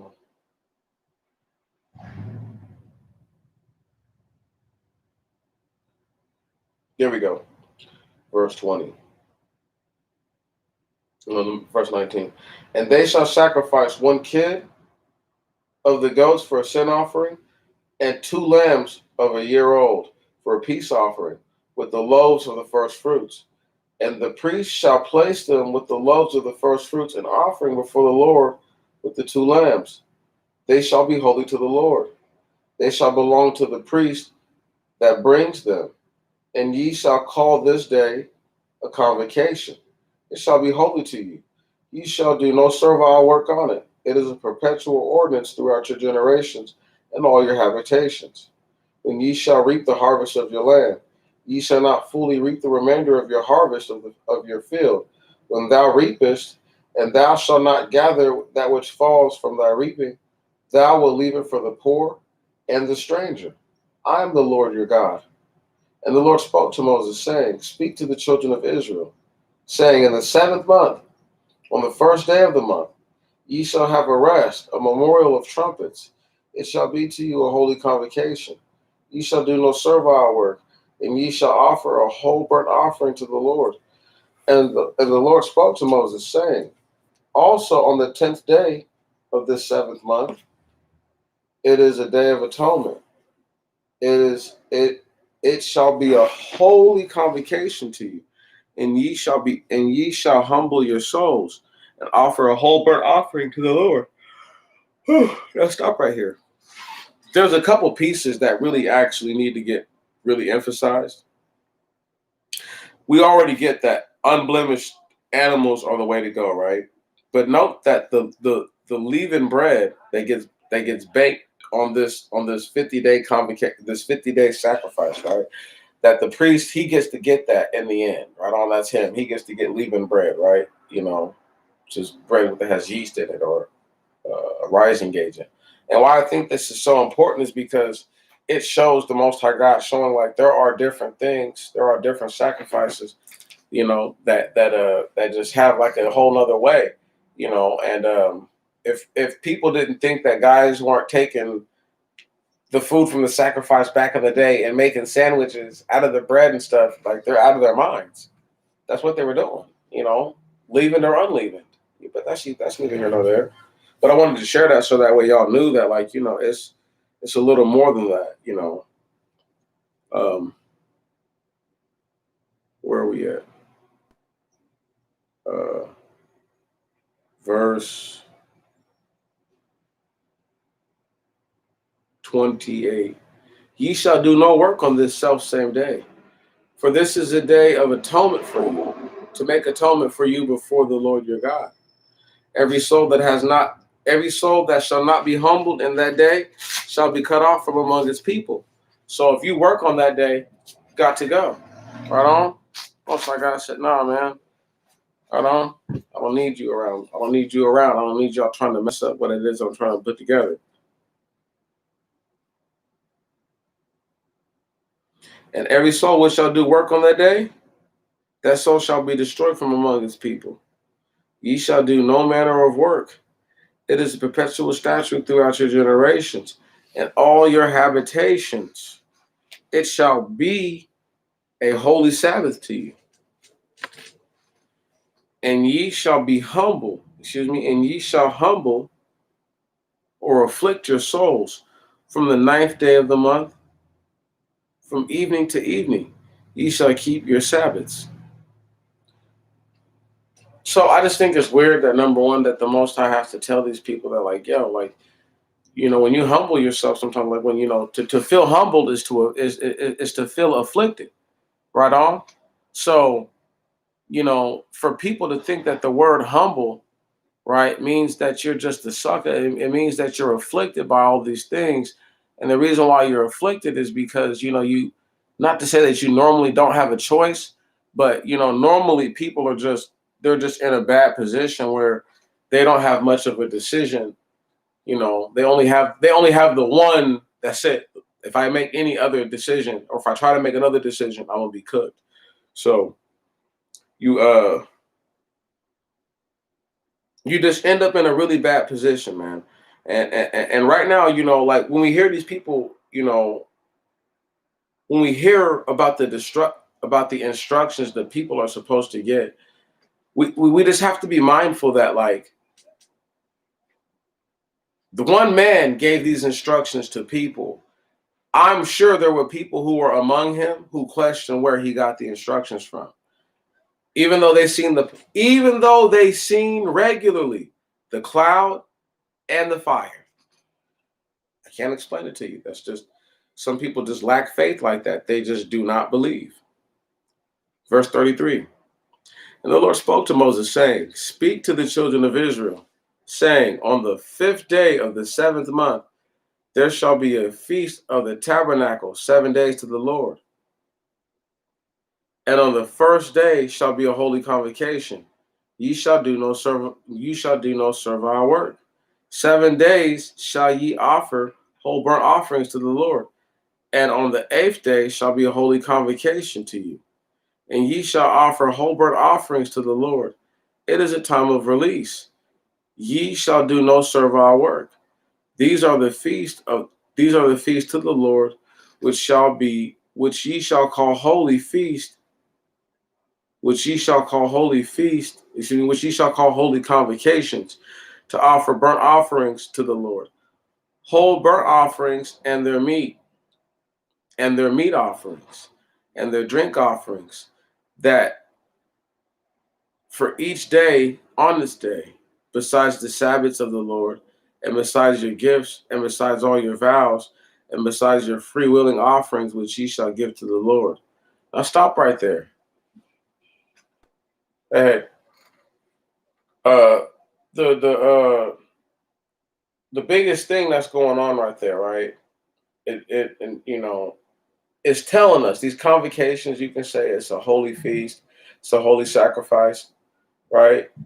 Uh, it's the you can say it's a lot of things, but I know for a fact that the food that's being eaten, that's going to be consumed by these people, right? We're not going to assume that there's a whole bunch of it at all times, but we're going to say that, like, you don't get to control if people sin. You know what I'm saying? You know, and I hope you're doing good, sister. But I was just we're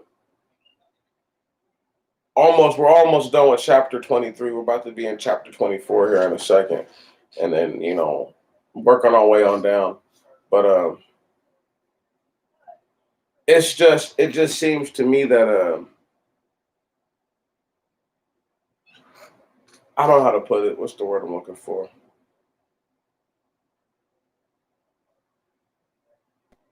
Let's read.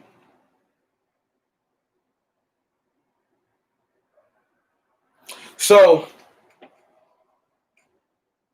besides all the gifts that people are gonna have, so like when they do the scapegoat offering, when they do all the redeeming of the firstborn and stuff like that, right? And they sacrifice all these things. People who've already sinned, or people who are sinning in the middle of sinning, if they bring a sacrifice, those things don't count towards that sacrifice. Those are just their own thing, and it's trying to distinguish that. Now, where are we at?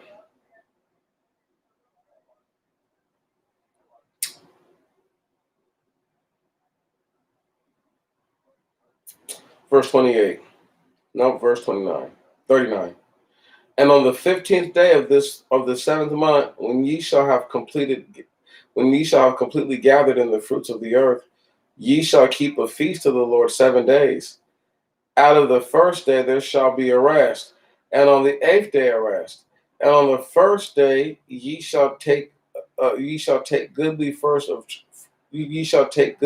trees, and branches of palm trees, and thick boughs of trees, and willows, and branches of osiers from the brook, to rejoice before the Lord your God 7 days in the year. It is a perpetual statute for your generations. In the seventh month ye shall keep it. Now the seventh month is historically October. Historically. The first month historically is April. And by the middle of October, getting to the end of it, people normally do have all their harvest done.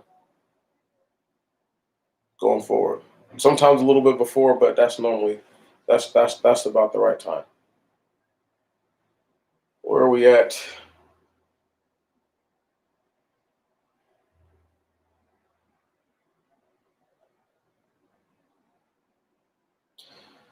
Verse 42. 7 days ye shall dwell in tabernacles. Every native in Israel shall dwell in tents, that your posterity may see that your generations may see that I made the children of Israel to dwell in tents when I brought them out of the land of Egypt. I am the Lord your God. And Moses recounted the feast of the Lord to the children of Israel. Now stop right there. Now note how the Most High God says, that 7 days ye shall dwell in tabernacles. Every native in Israel shall dwell in tents. So And he's speaking to the priest, right on, because the tabernacle would have been where the priest was at. And the children of Israel did what? They dwelt in tents. And the Most High God is like, I don't care that you have a house, that you do this, that you do that. It's his way of keeping them humble and keeping them honest and keeping them, without being silly, right? Down to earth. What happens is there's a major disconnect somewhere between the people following the laws and just doing an abundance of sacrifice, where it's like you wouldn't have to do that if you just did that which was right. And it became the point to where they just devalued the lives of the animals so much to where it's like the same people who devalue the lives of the animals that they were sacrificing became less worth. They were being sold off for less than the price of a horse because there were so many of them. Just think about that for a moment. We're going to keep pushing.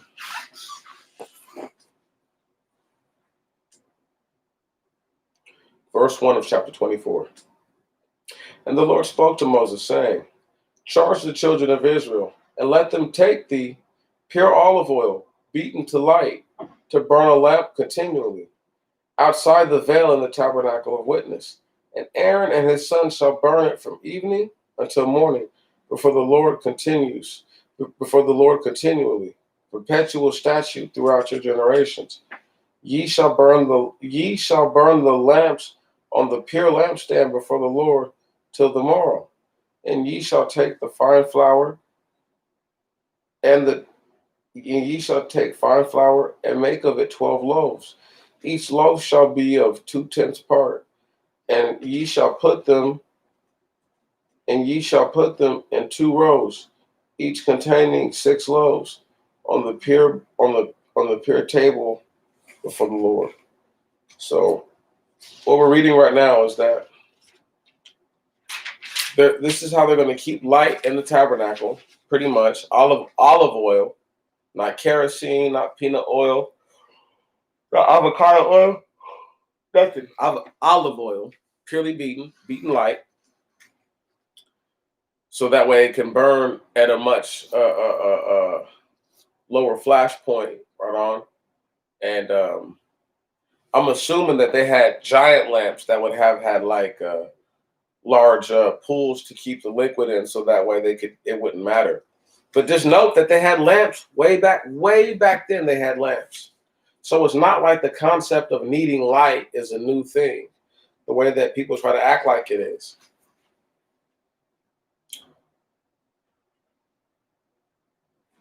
Let me go back and read something because I'm lost. And ye shall put on each row pure frankincense and salt, and these things shall be for the loaves for a memorial, set before the Lord on the Sabbath day. They shall be set forth before the Lord continually, before the children of Israel, for an everlasting covenant. And they shall be for Aaron and his sons, and they shall eat them in the holy place. For this is their most holy portion of their offerings made to the Lord, a perpetual statute. Now I want y'all to hear this next part is epic. This next part is epic. Pay very close attention. Now note that they put frankincense and oil and all this stuff on the bread, and they said that's the most holy. It's another most holy thing, right? Listen to this. Verse 19. And there went forth a son of an Israelitish woman, and he was the son of an Egyptian. And he was the son of an Egyptian among the sons of Israel. So he's a stranger. And they fought in the camp, the son of the Israelitish woman and a man who was an Israelite. And I'm willing to put money. He was telling the dude, like, you're not even the people, cuz you don't even know nothing. You hear him trying to tell people not to do this stuff. And putting the smack down on him, right? And while he's beating the brakes off this dude, right? The son of the Israelitish woman named the name. Named the what? The name is all capital letters, and cursed. And they brought him to Moses, because this isn't his God. His father's an Egyptian. So it's no big deal to him, because he's Egyptian, to curse the Most High God, who's not really his God, right? Come on. His mother's only Israelitish. She's not really an Israelite either. Come on, let's just go ahead and keep it pushing. And they brought him to Moses. And his mother's name was Solomith, daughter of Dabri, of the tribe of Dan. And they put him in the ward to judge him by the command of the Lord. And the Lord spoke to Moses, saying, bring forth him that cursed outside the camp. And all who heard shall lay their hands upon his head. And all the congregation shall stone him. And speak to the sons of Israel. And thou shalt say to them, whosoever shall curse God shall bear his sin. And he that names the name of the Lord, let him die the death.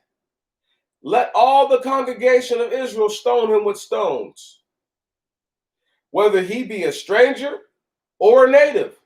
Let him die for naming the name of the Lord. And whoever shall smite a man, or the life of a man, and he die, let him die the death. And whosoever shall smite a beast, and it shall die, let him render life for life.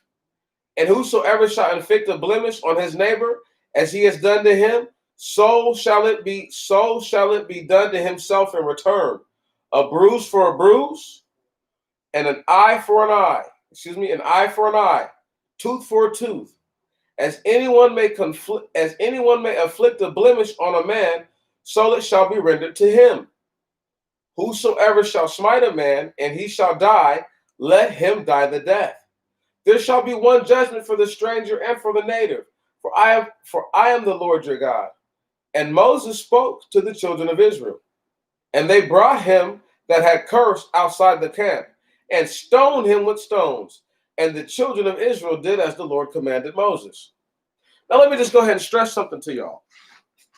I can't wait. I'm praying to the Most High God we get up out of here. So niggas who ain't really the people can say some sideways nonsense, so Meech can rile the people up to stone their ass, to get them right up out of there. Problem solved. Did you know what that did to his mother's seed? That killed off his mother's seed. Right. Bam. Ain't got to worry about that person. Nobody killed off his father's seed effectively too. See, understand, the implications of what are being told about are major. To kill off somebody's bloodline is a major implication. Means they're no mas. Having said that, sometimes I think that people overlook or overreach the importance of the scripture. And we've only got a little bit left to read, so, I'm going to get to it. But it's chapter 25, 26, and then 27. And that's it. So I just want y'all to hear this, y'all. It is imperative that you first appreciate the first time we heard the eye for an eye parable. It speaks on a master who harms their servant. And if they do harm, if they pluck out the eye of their servant, right, that they should, if they don't want to pluck their own eye out, they have to let them go. Right on? Because you can't have plucked out your servant's eye and then your own eye not be plucked out. See, it goes back to that. A righteous master will never do to their servant that which, do unto no man which thou hatest. Love thy neighbor as you love yourself. Treat the stranger like you treat yourself. Right on? So this is why that dude didn't get away with that. Because they're like, okay, check this out. Okay, dog, you're not an Israelite. Bet. But you're rocking with us. Nobody says the name no more. Nobody will ever say the name no more. This dude said the name and cursed, y'all. Now, see, it's no different than people who believe in things that are not the Most High God, cursing the Most High God. And then, today ain't nobody busting their heads wide open, so they always feel like it's just all good. But realistically, if there was somebody to actually do justice to them and to just see, like, okay, well, let's see how you really feel, it would be different. But that dude has somebody, that guy, he said he did the right thing. He messed up with the right ones. Killed him. I don't feel nothing for him, y'all. Okay? Nothing. Nothing. Because there's all kinds of Israelites who get touched up in this story. So for one Israelitish dude to get his head smashed in with rocks, right? Just like the Jewish people in the New Testament. Come on, understand, man. Let's just keep it pushing. And the Jewish language is brought up in the Old Testament, but the term of them being people, that's not a full-blown thought. Jews, but not Jewish. Verse 1 of chapter 25. And the Lord spoke to Moses in Mount Sinai, saying, Speak to the children of Israel, and thou shalt say to them, Whensoever ye shall have entered into the land which I give you, the land shall rest, which I give you, then the land shall rest which I give you. For its Sabbaths to the Lord. 6 years thou shalt sow thy fields. 6 years thou shalt prune thy wine, and gather in its fruits. But in the 7th year shall be a Sabbath, and it shall be a rest to the land, a Sabbath to the Lord. And thou shalt not sow thy field, and thou shalt not prune thy vineyard, and thou shalt not gather the spontaneous produce of thy field, and thou shalt not gather fully the grapes of thy dedication. It shall be a rest, it shall be a year of rest to the land, and the Sabbaths of the land shall be, and the Sabbaths of the land shall be food or foods for thee, and for thy manservant and for thy womanservant, and thy hireling and the stranger that abides with thee, for thy cattle and for the wild beast that are in thy land, shall every fruit of it be food. And thou shalt reckon to thyself 7 Sabbaths of years, 7 times 7 years, and they shall be to thee 7 weeks of years, 9 and 40 years. So understand, the Most High God is like, when you're doing these things, and I'm just gonna assume that it's the 7 weeks that are within those feasts, right? So and he's just saying that, like, you're gonna do this in the course of 49 years, you'll have done this 7 times, but you'll have also done these Sabbaths and these feasts, these 7 weeks, which will be 50 days per of every 7 years. You see what I'm saying? And I know people think that that's not a big deal, but we're about to read what it's called here in a moment. In the 7th month, on the 10th day of the month, ye shall make a proclamation with the sound of a trumpet in all your land. On the day of atonement, ye shall make a proclamation with the trumpet in all your land. And ye shall sanctify the year, the 50th year, and ye shall proclaim it a release upon the land to all that inhabit it. And it shall be given a year of release, a jubilee for you. Once again, and the word jubilee is manifestation or indication. Each one shall depart to his possession, and ye shall go each to his family. This is a jubilee of release. The year shall be the 50th year. The year shall be to you the 50th year. Ye shall not sow nor reap the produce that comes from itself from the land. Neither shall ye gather its dedicated fruits, for it is a jubilee of release. It shall be holy to you. Ye shall eat its fruits off the fields. In the year of the release, even the jubilee of it, shall each one return to his possession. And if thou shouldest sell a possession to thy neighbor, or if thou shouldest buy one of thy neighbor, let him not oppress his neighbor. According to the number of years after the jubilee shalt thou buy of thy neighbor. According to the numbers of years of the fruits shall he sell to thee. So what is saying? 1 second.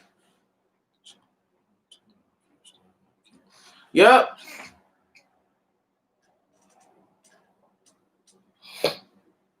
Yep. The land for sure, sister. Yep. But it's saying here too, like, so where are we at? Verse 14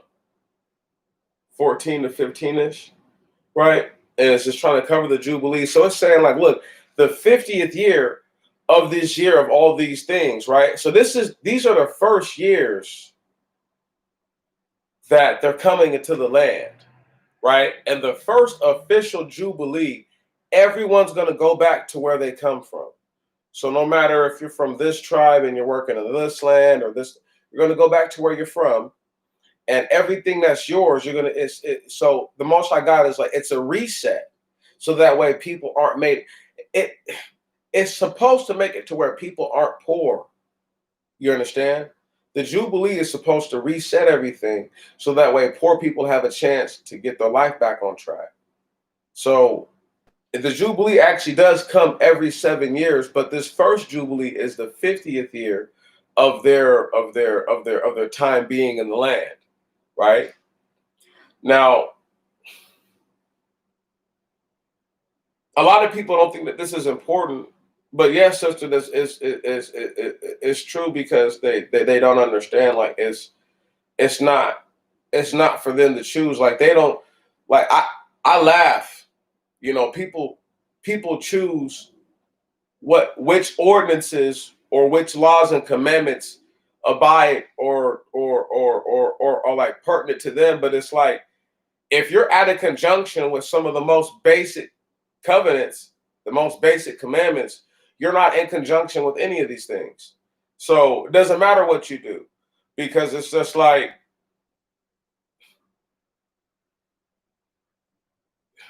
once again, as a matter of class, how would it look if the Israelites let people who were talking, and I'm sure this happened. I'm sure it happened. Who were not born homeborn.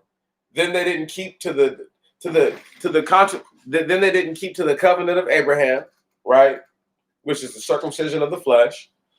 Then by not keeping to that, they don't also adhere to some of the other rules. Because if you're not going to do that, it's hard for me to believe that a person won't break another rule.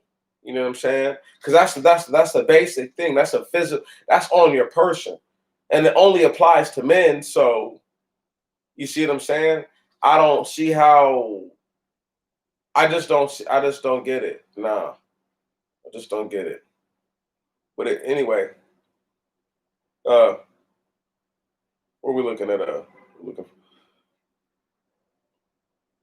Yeah, just I guess they just want. I guess that's what happened, sister. They just didn't follow the rules, and they just keep letting poor people get more poor and more poor. The rich got richer, and the poor got poorer, and that's what happened.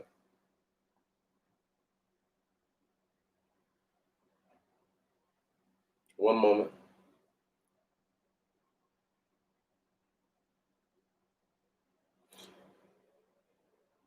Verse 14, and if thou shouldest sell a possession to thy neighbor, or shouldest buy of thy neighbor, let not a man oppress his neighbor. According to the number of years after the Jubilee shalt thou buy it of the neighbor.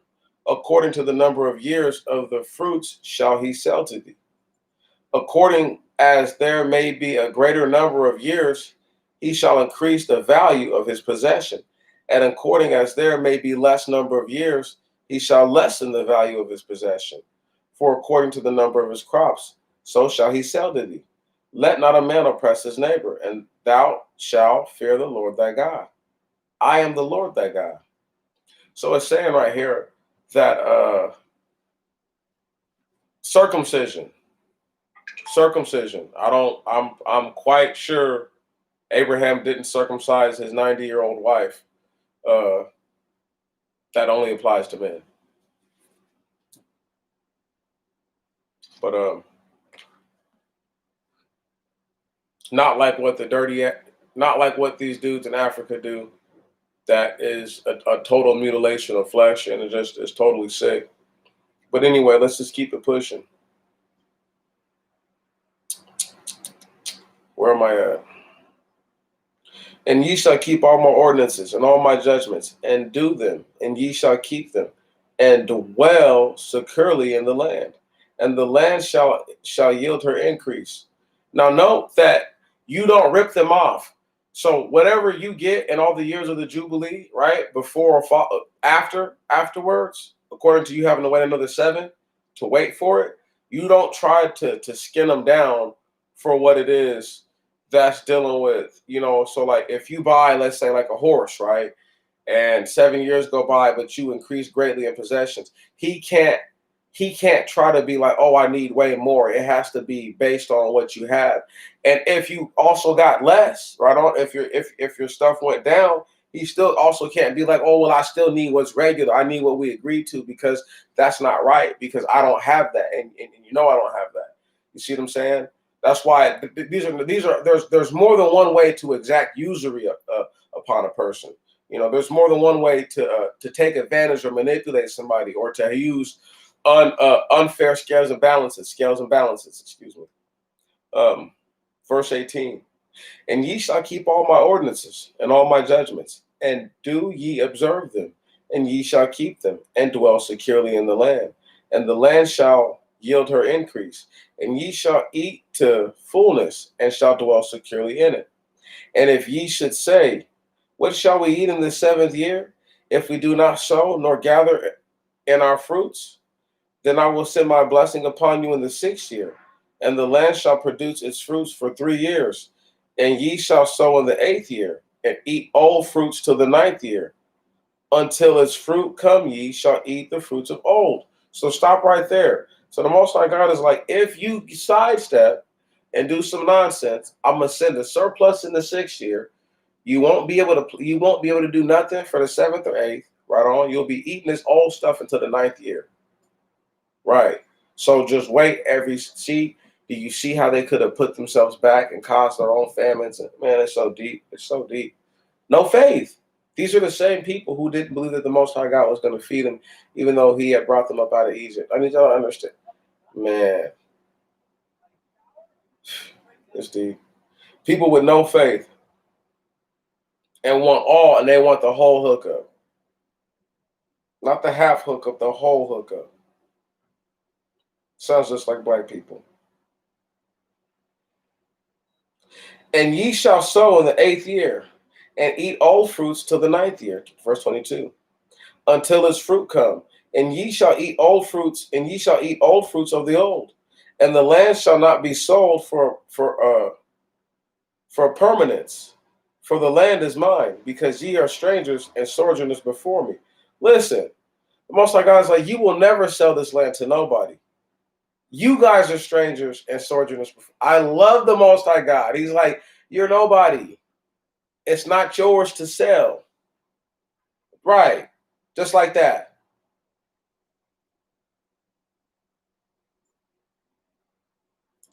Verse 24. And in every land of your possession, ye shall allow ransoms for the land. Or selling. Paying. Right. And if thy brother who is with thee be poor, and should have sold part of his possession, and his kinsman who is nigh to him come, then he shall redeem the possession which his brother has sold. And if one has no near kinsman, and he prosper with his hand, and he finds sufficient money, even his ransom, then shall he calculate the years of his sale, and he shall give, or what is due to the man to whom he sold it, and he shall return to his possession. But if his hand have not prospered sufficiently so as that he should restore the money to him, then he that bought the possession shall have them till the 6th year of release, and it shall go out in the release, and the owner shall return it to his possession. So it's just speaking once again to the Jubilee, like, yo, if a dude sells something because he's poor or whatever, he lends it, he's like, you're not going to hold on to their things. You're not going to do that. You're going to give it back to them. You don't have to give it back right then and there, but 6 years later, a horse, if somebody gives you a horse, 6 years later, that horse is hella old, man. Don't play with me. He's not the same horse anymore. You can have this horse back, man. I don't ran this horse into the ground, donkey or whatever. And I'm not trying to be funny or laugh about it, but I'm just trying to give y'all an image of real life human interactions and how stuff clearly was going down. And I wouldn't laugh about it if it wasn't true, but clearly something about these things were taking place. Now, where are we at? Verse 29. And if anyone should sell an inhabited house in a walled city, then there shall be a ransom of it until the time is fulfilled. Its ransom shall be a full year. And if it not be ransom until there be a completed of its time a full year, the house which is in the walled city shall be surely confirmed to him that bought it throughout his generations, and it shall not go out in the release. But the houses in the villages which have no wall round about them shall be reckoned as the fields of the country. They shall always be redeemable, and they shall always go out in release. So listen, it's saying that when people live outside of the walled city, right? Those homes, that's not your spot to live in forever. Every 7 years, you're gonna get up and you gotta go. You gotta move around. You gotta do something different. See what I'm saying? Because that's just like you living off the land. Like, it's the same thing. That all that stuff comes up. But if let's say you buy a house within the walled city, right? They're saying that if somebody comes up with the ransom that you paid to get it, right, then the house is back to them. But if a whole year goes by, that's you forever. No. Throughout your generations, forget all that, right? And that's just what it is. Now, a lot of people are like, well, why would it be like that? It's because you paid. I'm assuming to get a house in the walled city, it costs a lot more to get one than in an unwalled village, and so, that just has to have a lot to do with it. The level of protection and security that you would have from the general outside world and not having to worry about all those threats that clearly other people would have to worry about. Where are we at?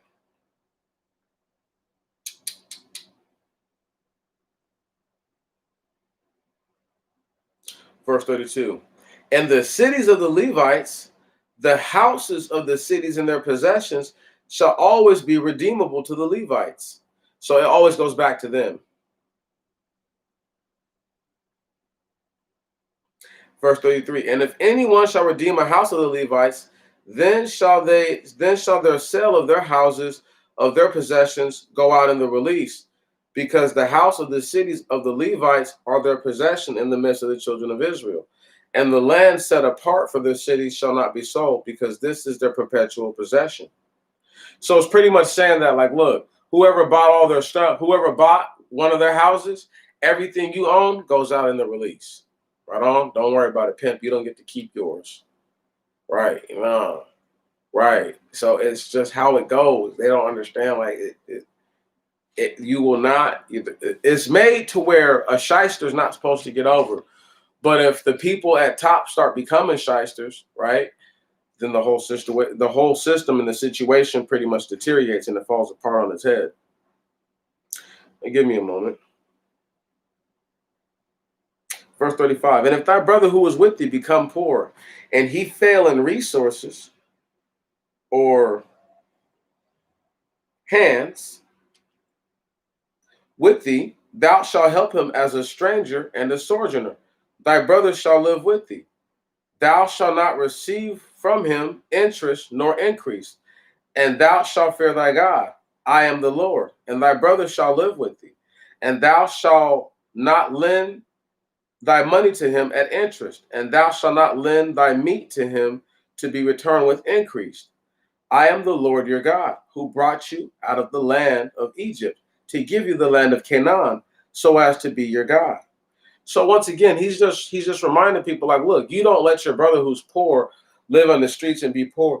You take him in, and if you lend him money, and if you give him anything, he gives you back what you gave him, nothing more.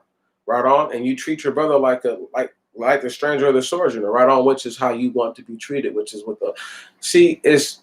And the reason why it's speaking to this because this might not be a brother of your father. This might be a brother solely of your mother, right? And you're like, you my brother, so I guess we have the same mom. I can't deny that. So I'm gonna deal with you and rock with you on this level. But you see what I'm saying? Because maybe this dude's maybe this brother's father is not an Israelite. Maybe his father's a stranger. You got to understand that it's just like real life. Okay, this book is not fantasy world. It's real deal stuff that's going down. And so if people can just be a little more diverse in their mind and a little more open-minded as far as the range of thought you need to express. It's not. It's a singular rule, but these things can play out different ways, and you have to be able to embody that in your own understanding going forth.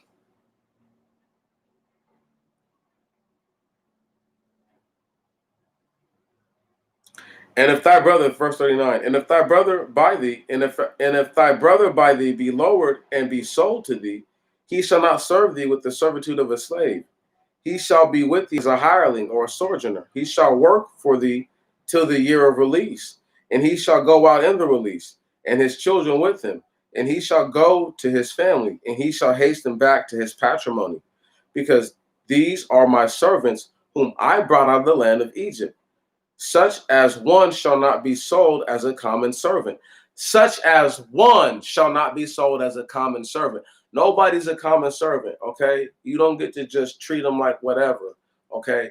They're like a sojourner or a hireling is somebody who's rocking with you. You don't just treat somebody who's rocking with you just any old kind of way. You treat them with the level of dignity and respect.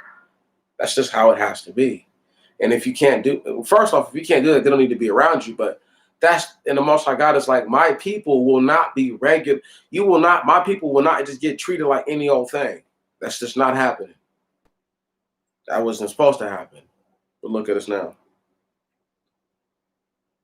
And in the year of release, which is the 7th year, the year of Jubilee, he's supposed to let his brother go back to his patrimony, back to what his possession, because it would be given back to him. You see what I'm saying? And maybe he might just mess up all again. But it's a matter of you doing it right. You see what I'm saying? It's just a matter of maybe you do right. Maybe somebody does right by you and builds up your land for you and get your land right. And you go back to it. You're like, oh man, I'm gonna take care of it this time. But if this person's a drunk or whatever, you see what I'm saying, right? If they just entertain being lazy, you know what I mean? Things like that might actually take away from having the ability to have substance, right? To gain a dividend, money, things like that hurt you. But we're at verse 45, verse 44. No, verse 40. Excuse me, verse 43. Thou shalt not oppress him with labor, and shalt fear the Lord thy God. And whatever number of men servants and maid servants thou shalt have, thou shalt purchase male and female servants from the nation that are round about thee. And of the sons of daughters of the sojourners that are among you, of these ye shall buy of their relations, all that be in your lands. Let them be to you for a possession. Ye shall distribute them to your children after you, and they shall be to you permanent possessions forever. But your brother and the children of Israel, one shall not oppress his brother in labors. So I'm not saying it's okay to oppress the stranger, but man, the Most High God is like, look, the hardcore stuff you ask somebody else to do, you don't ask your brother to do that. Okay, you ask somebody else to do that. Okay, right on, and you don't oppress them by making them do a whole bunch of nonsense. But he also makes it to where, like, look, you go and buy people of their land so that way you don't have to worry about them trying to sleep with your sons and daughters. Right on? You take care of that by buying people of their land, and then your children are going to inherit these people as a possession, and your children and your children's children, and these people are going to be slaves to them forever. This is why my view on slavery and how I feel about slavery is totally different. And this is why I know that white people have clearly never read the Bible, but we're going to keep it pushing. And if, excuse me, verse 47, and if a stranger, the hand of a stranger, etc., or sojourner with thee wax rich, and thy brother in distress be sold to the stranger, or the sojourner that is with thee, or to a proselyte by exaction, after he is sold to them, there shall be redemption for him. One of his brethren shall redeem him, a brother of his father, or a son of his father's brother shall redeem him. Or let one of his near kin of his tribe redeem him. And if he should be rich and redeem himself, then shall he calculate with his purchaser from the year that he sold himself to him unto the year of release, and the money of his purchase shall be as that of a hireling. He shall be with him from year to year. And if anyone have a greater number of years than enough according to these, he shall pay his ransom out of his purchase money.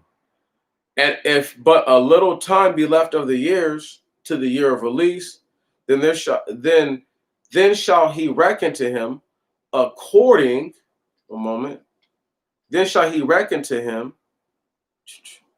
according to his years, and shall pay his ransom as a hireling, and he shall be with him from year to year. Thou shalt not oppress him with labor. Thou shalt not oppress him with labor before thee. Now, let me just stop and elaborate what it just really just said. If a person goes, and let's say I'm working with the tried and true African dude, right? He's not a brother, he's an African. And he got all this money, and he buys my brother. I'm supposed to buy my brother back, right on? Or one of my father's nephews, right on? Or our cousins, or a close kin member, close family member. And it's saying that, there's rich people who go and do contract work all the time, or people who have money who do contract work all the time. It's saying that if he can afford to pay the ransom that it's worth, he can go and work year to year with this guy. You know what I'm saying? He can pay his own ransom, or whenever he gets the money to do that, he can be free from the contract to where it's just year to year, and he doesn't have to wait to the year of release. Whereas if he can't pay for that, right on, somebody has to redeem him, because the Most High God is like, your people will not be common servants. It's not happening. But just look how the Most High God is like, there's opportunity for everybody to come up. If the stranger and the sojourner can come up to buy your people, clearly there's opportunities for people to do stuff. So I don't too much like when people try to make it seem like as if there's not a level of righteousness between the master and the servant, but there is. And having said that, let me go ahead and just keep reading. Verse 52? No, verse 54. And if he do not pay his ransom accordingly, he shall go out in the year of his release, he and his children with him. For the children of Israel are my servants. They are my attendants, whom I brought out of the land of Egypt.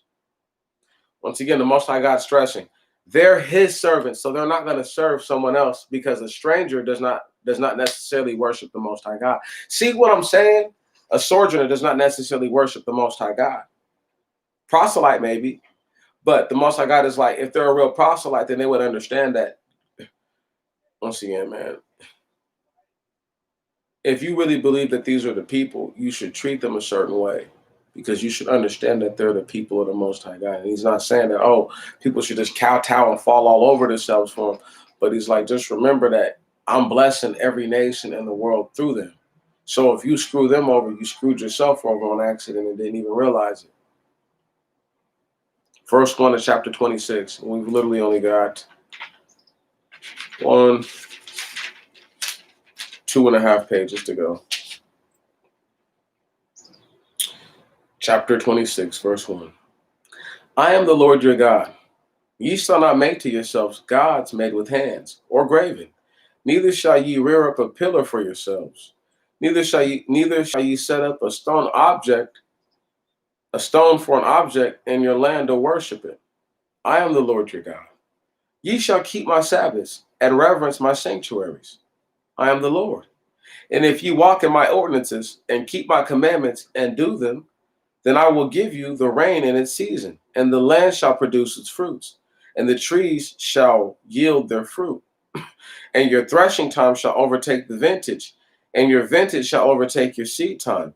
And ye shall eat your bread to the full, and ye shall dwell safely upon your land, and war shall not go through your land. And I will give peace in your land, and ye shall sleep, and none shall make you afraid. And I will destroy the evil beast out of your land. The evil beast. Come on. And ye shall pursue your enemies.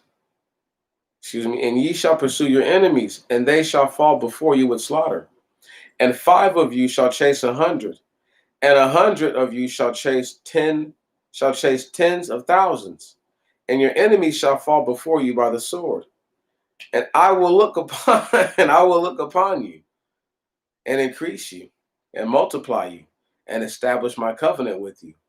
And ye shall eat that which is old, and very old, and bring forth the old to make way for the new from the face of. And I will set my tabernacle among you, and my soul shall not abhor you. And I will walk among you and be your God, and ye shall be my people. And I am the Lord your God, who brought you out of the land of Egypt, where ye were slaves. And I broke the band of your yoke, and brought you forth openly.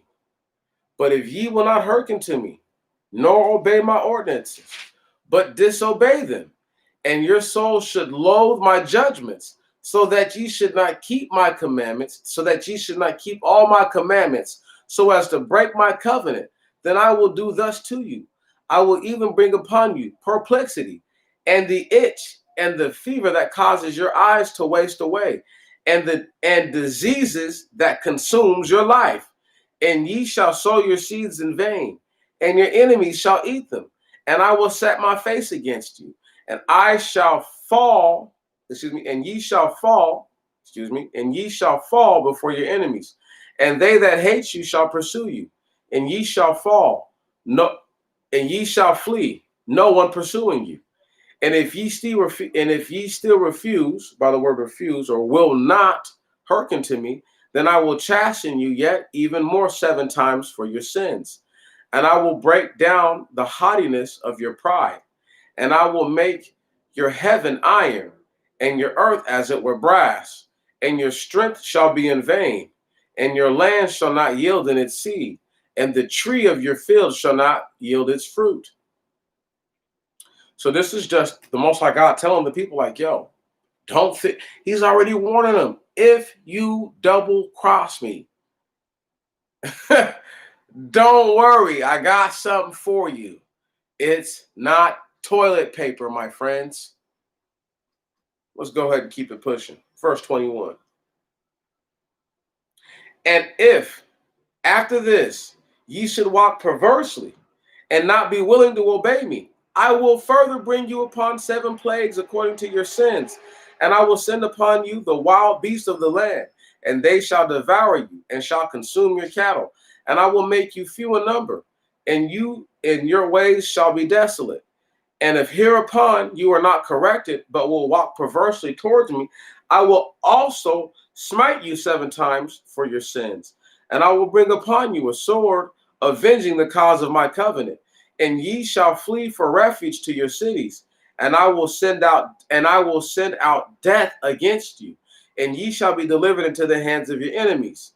When I afflict you with famine of bread, that 10 women shall bake your loaves in one oven, and they shall render your loaves by weight, and ye shall eat and not be satisfied. And if hereupon ye will not obey me, but walk perversely towards me, then I will walk with you with a forward mind.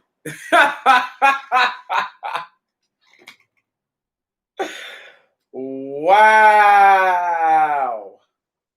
That is funny. That is funny.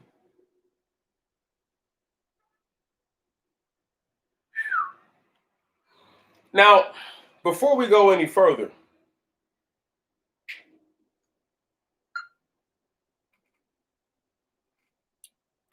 forward. No. Forward. Gotta show y'all this so that way y'all understand. The word forward is like not exactly like perverted, but it's you're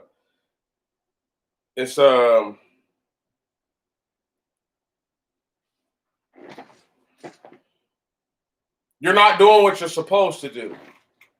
No. FROWARD. Like being like stubborn, super duper stubborn. I'm talking about belligerently stubborn. Okay?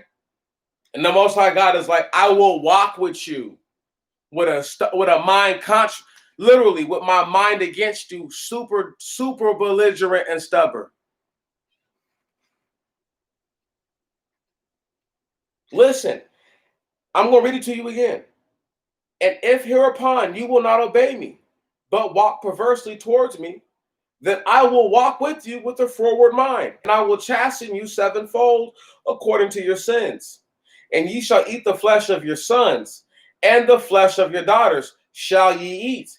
And I will render your pillars desolate, and utterly destroy your wooden images made with hands.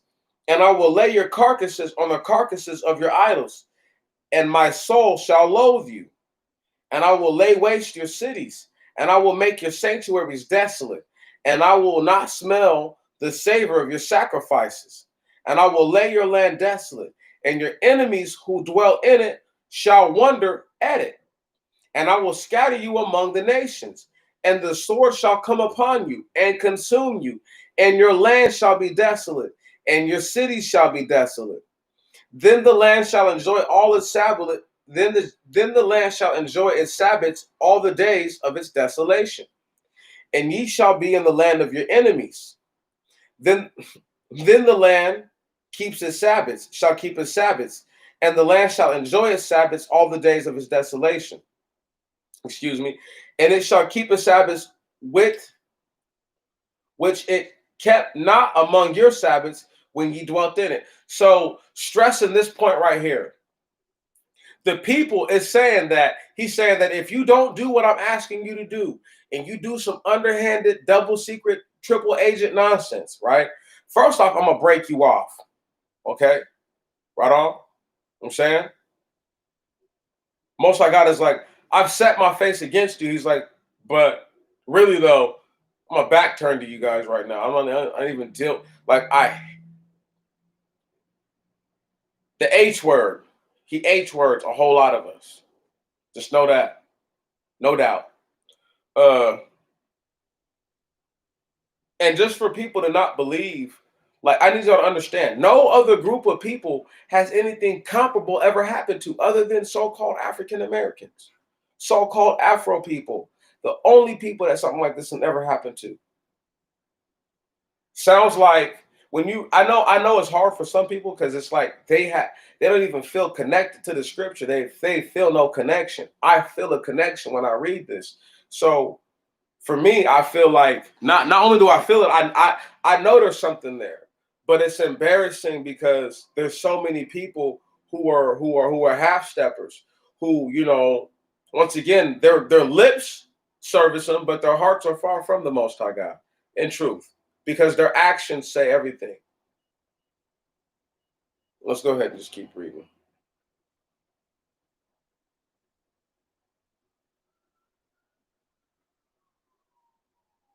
Verse 26, and those who are left of you, I will bring bondage into their heart in the land of their enemies.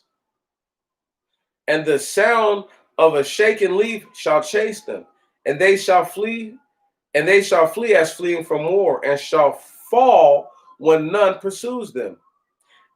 And brother shall disregard brother as in war, when none pursues, and yet shall not be able to withstand your enemies.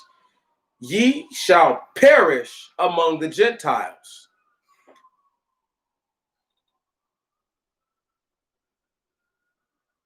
And the land of your enemies shall devour you.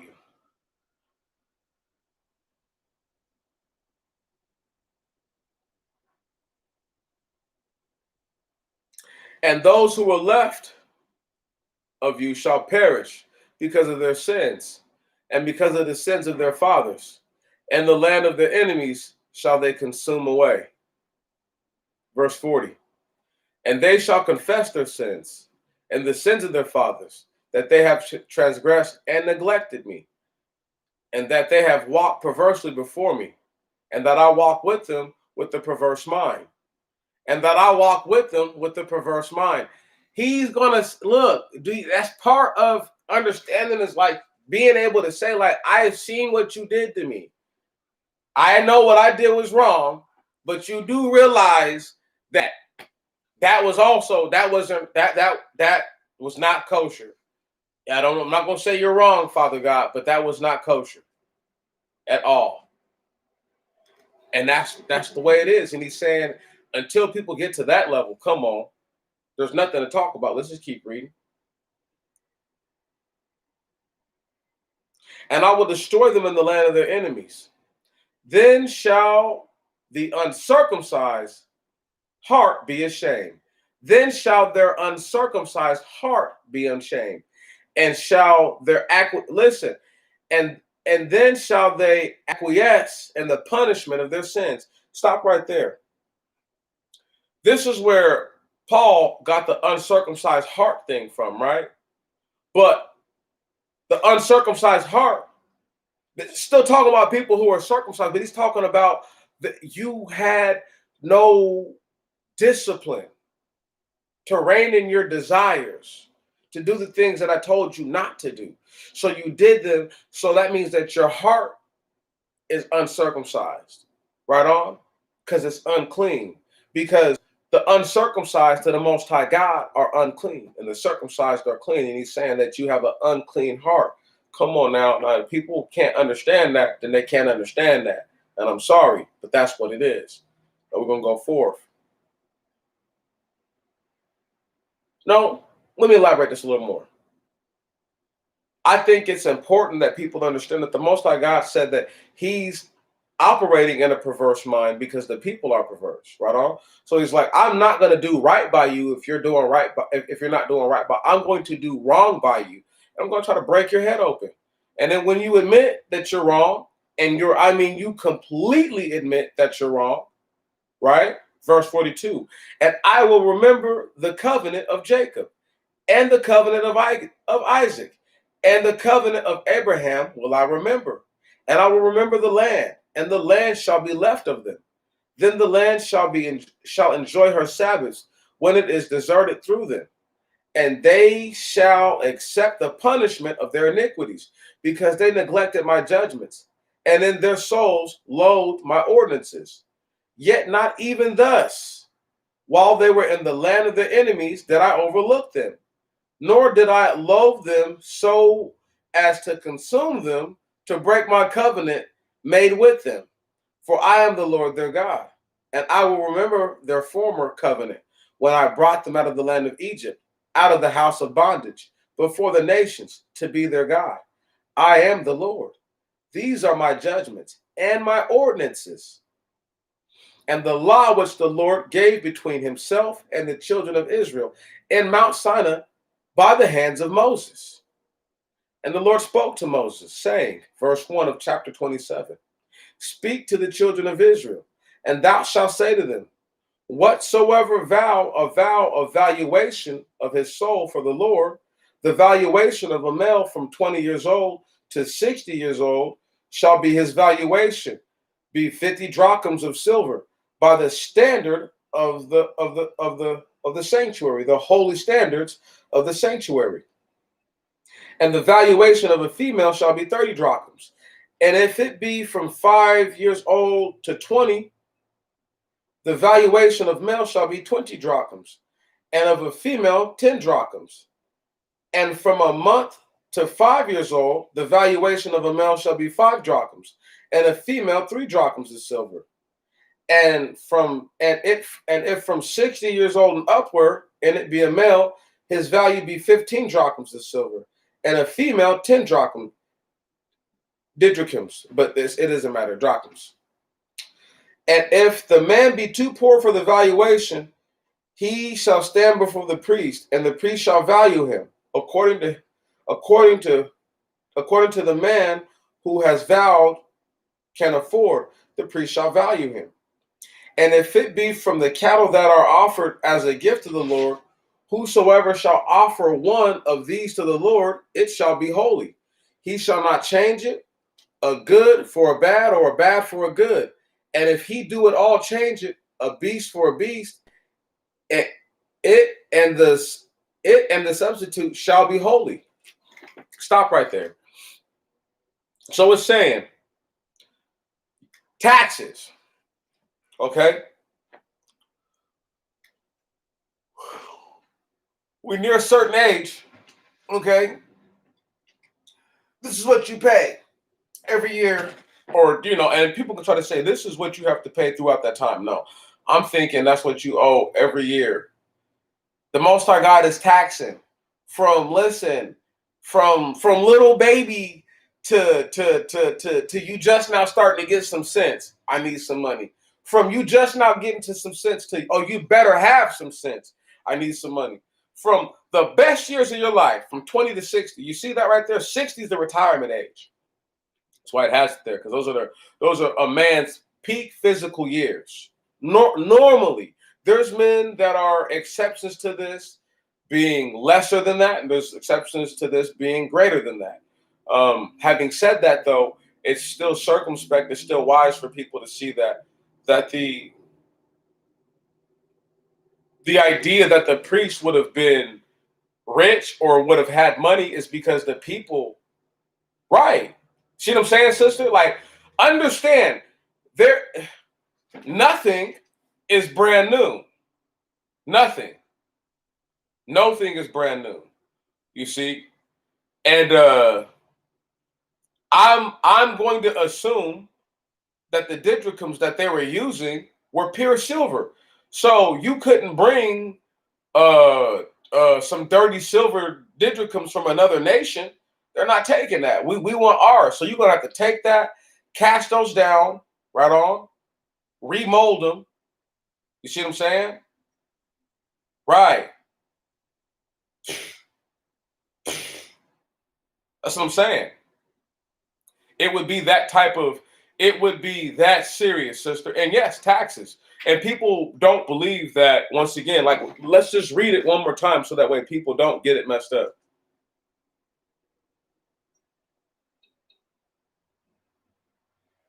Valuations, tax, whatever.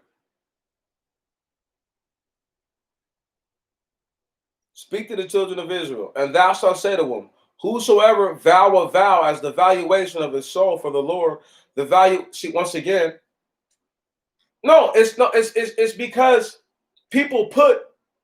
So if you put value on yourself and you say, okay, this is what I'm worth, he's saying, okay, well, this is what you owe then, right on, right on. So bring that forth to prove that. Can't no little baby evaluate themselves? You understand what I'm saying? No, it's impossible.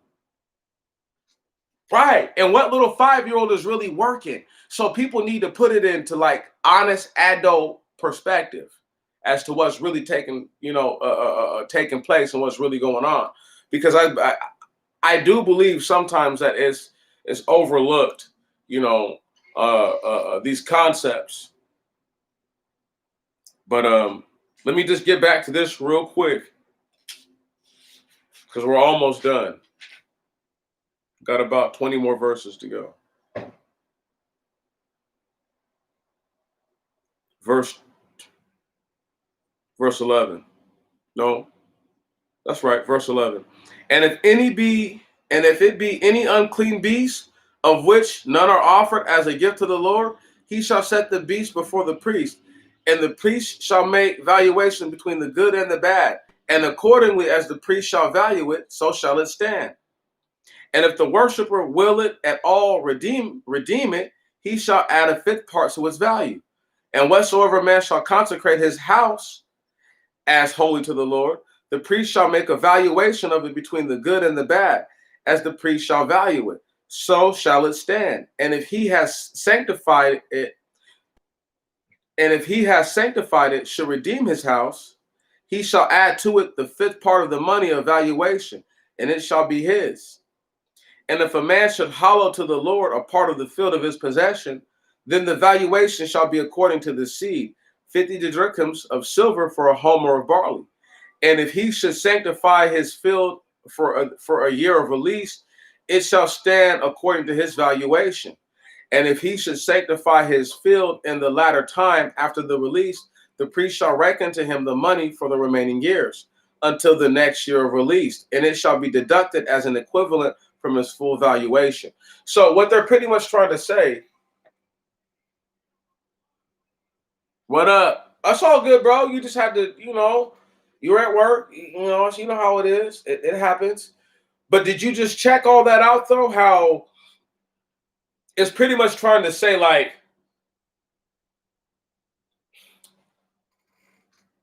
if you're trying to sell something, but you're not selling nothing to these priests, right on? Word. This is all for purposes of taxation. A person not going to say that they came there and sold. So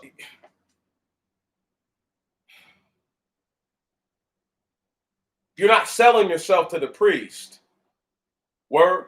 It sounds like this is what you're giving them, right on, and this is what you're worth. They tell you what you're worth. Now, if we want to go into the finer parts of this and say that, yeah, there probably were deals of people selling their servitude to the priesthood and saying, yeah, the priesthood saying, okay, well, you're this age, we can only give you this much for your services, right? Or we can only give you this much for the product that you're bringing. But as you guys just heard, you can lease out your field, right on, and you can sell it. You see what I'm saying? Right? And it's pretty much like, yo, look, but if you want to, but there's also the level of, I'm looking at it like, you can let them take that, and that's what it's worth. It's pretty much like, once again, it's a form of taxation, but if you practice it like a predator, it can be a terrible thing. But in its actual original concept of form, it's not a bad thing at all. The way that it's supposed to be used is to ensure checks and balances to make sure people who are greedy don't get ahead and try to exact usury upon the priest because they have a lot of money and they're like, okay, well, I'm going to value my house at this, right? Buy my house back and then come back and then flip it and sell it for this much because the priest said it was worth this much. But people were doing stuff like that, you see? So for you to go and try to, it's like equity, pretty much. It's like anything like that. You know what I'm saying? You the value it has is pretty much what you put into it, and the value of most things, whether people realize it or not in this country, is taxation. But that would have just been known as tribute back in the day. But the valuation, the terms that they're being given, we can use this as how one is to service themselves or to try to lend their services to the priest. So an old man is not going to get what a young man is going to get for his labor, right on, for it's not worth the same. But having spoke that, an old man might be rich. So for him to only have to give 15 didrachms for his value, for his worth, that's nothing to a rich man. You follow what I'm saying? And that 50 that the young man has to give, man, if he's poor and broke, he gonna owe that 50 for forever. So it's things like that that people need to realize. Like It's a separation of who has money also within the tribes. It's a telltale of who actually left Egypt with what. So, like I say, the elder tribesmen, I believe, were in advantageous places outside of the tribes of Ephraim and Manasseh, and this is why they're separated, so that way their abundance of wealth can be greater distributed because they're lesser tribes, right on. And for a want of a better term, two other they could not be considered part of the 12 tribes. But we're gonna pick this up. We're gonna finish this off real quick. We're at verse 16. We're just going to read that again. And if a man should hallow to the Lord a part of the field of his possession, then the valuation shall be according to the seed, 50 didrachms of silver for a homer of barley. And if he should sanctify his field from the year of release, it should stand according to his valuation. So pretty much, if he's going to buy it, right on, right? So that way, during the year of release, right on, it's still, because people have to recognize that's still his field, word, right? But if he's not going to get anything, and he's like, okay, well, look, I don't want them doing anything on the year of release, and I don't want it to be theirs in the year of release, so I'm going to buy it so it's back to being mine. Because if it's the priest, it's totally different. And if he should sanctify the field from the year of release, it shall stand according to his valuation. And if he should sanctify his field in the latter time after the release, the priest shall reckon to him the money for the remaining years until the next year of release. So what they're trying to say is that if he waits till after the Jubilee happens, excuse me, I got hair in my eye. What he has to do is he has to pretty much, well, they're going to pay him for the next 6 years off tops, but he has to wait now. So he doesn't just get the stuff back. You see what I'm saying? But if he were to do it before that, he would just give the valuation at the rate. You see what I'm saying? Based on what they've already said. Okay, boom, I'm going to give you guys this back because you've already given me this for the. You see what I'm saying? But it's a basic form of taxation, even though you would have to have money you would have to have a way of working to gain money. In order to even do this, you would have to have some sort of form of substance. You couldn't just say, I want to get a valuation for myself just out of nowhere. You have to have money for that. So the rich people are probably the people who are valuating children, okay? And a poor man might want to evaluate his child. And this is how you grow into debt. You see what I'm saying? You could grow into debt with the priest because now every 6 years you get a release from that. But understand, though, you see what I'm saying? You see why the valuations work like that? You see why the years of release work like that? Because if you say, I'm going to give this much to this, and then you don't, well, now you're lying, number one. But then you also hurt whatever it is, whatever system or functions that they were trying to uphold and keep. This is a part of the Most High God saying, I'm going to punish you if you don't do what it is that they pretty much spit hands and shook on it, okay, for a want and a desire of a much holier and less vulgar term or less vulgar way of putting it. But there was like a shake on it. And he's like, if you violate this deal, I'm going to violate you. So now we're going to keep reading because we're almost done with this chapter, but people need to really appreciate that's really what it is with the scripture. It's not anything different. Where are we at? Verse 21. Verse 20. But if he not redeem the field, but should sell the field to another man, he shall not after redeem it. But the man but the field shall be holy to the Lord after the release as a separated land. The priest shall have possession of it. So pretty much if he does some underhanded nonsense, so you try to double down, right?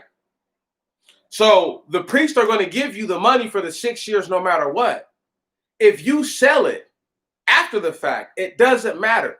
In the year of release, Okay, that becomes holy land. It's separated from everybody else. Now you can't do that ever again. Right. Doesn't sound like it's a big deal, but it actually isn't. It's a huge thing because it means that you just can't do whatever you want to do. Now, granted, the priest have to keep and maintain the order, but if they're doing that, that means that you can't do things that are wicked and that are unfounded. You know what I'm saying? You can't just do what you want to do. I know people want to go rogue. I don't believe in going rogue. I believe that you may go off the reservation every once in a while, but I don't believe in going rogue.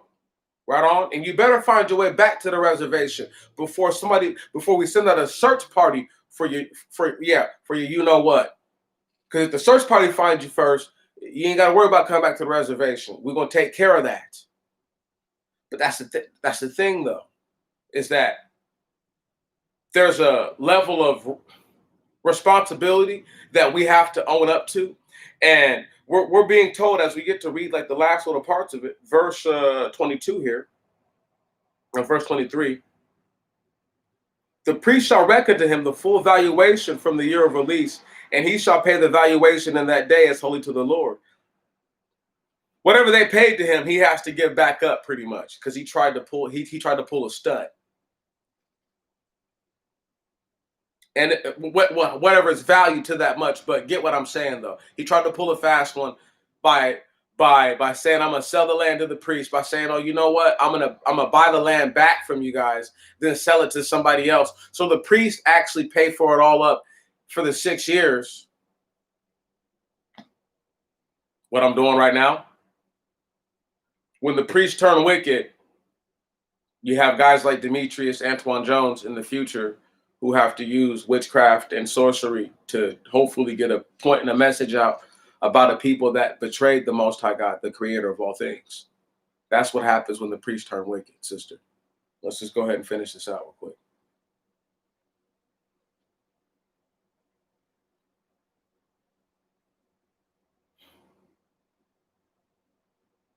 And every valuation shall be by holy weights, and the didrachm shall be 20 oboli. And every firstborn which shall be produced among the cattle shall be the Lord's, and no man shall sanctify it, whether calf or sheep, it is the Lord's. But if he should redeem an unclean beast according to its valuation, then he shall add the 5th part to it, and it shall be his. And if he redeem it not, it shall be sold according to its valuation. And every dedicated thing which a man dedicate to the Lord, of all that he has, whether man or beast, or of the field of his possession, he shall not sell it nor redeem it. Every devoted thing, everything shall be every devoted thing shall be most holy to the Lord, and whatever shall be dedicated of men shall not be ransomed, but shall be surely put to death. But shall surely be put to death. And every tithe of the land, both of the seed and of the land of the fruit of the trees, is the Lord's, holy to the Lord. And if a man should at all redeem his tithe, he shall add the 5th part to it, and it shall be his. And every tithe of the oxen and of the sheep, and whatsoever may come in numbering under the rod, the 10th shall be holy to the Lord. The 10th. See, once again, this is where we get that 10% stuff from, right? Because you know who did that before, Jacob. And every tithe of oxen and of sheep, and whatsoever may come in numbering under the rod, the 10th shall be holy to the Lord. Thou shalt not change a good for a bad, or a bad for a good. And if thou shouldest at all change it, its equivalent also shall be holy. It shall not be redeemed. These are the commandments of the Lord. These are the commandments which the Lord commanded Moses for the sons of Israel in Mount Sinai. That is the end of the Leviticus. Right there. We just got done reading it. Right there. That's it. So our next journey is the book of the Numbers.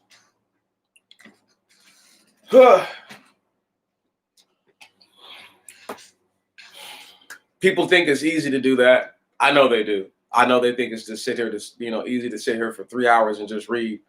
But it's a little more difficult than folks understand. And the people who do understand, I'm just beating a dead horse. But it's just so that way when somebody who does come later views it, they don't just think that I'm just some guy who failed seminary school, right? And is trying to make good on his bones. That's not the case. And I just think it's sad, I appreciate that, bro. I really do, man.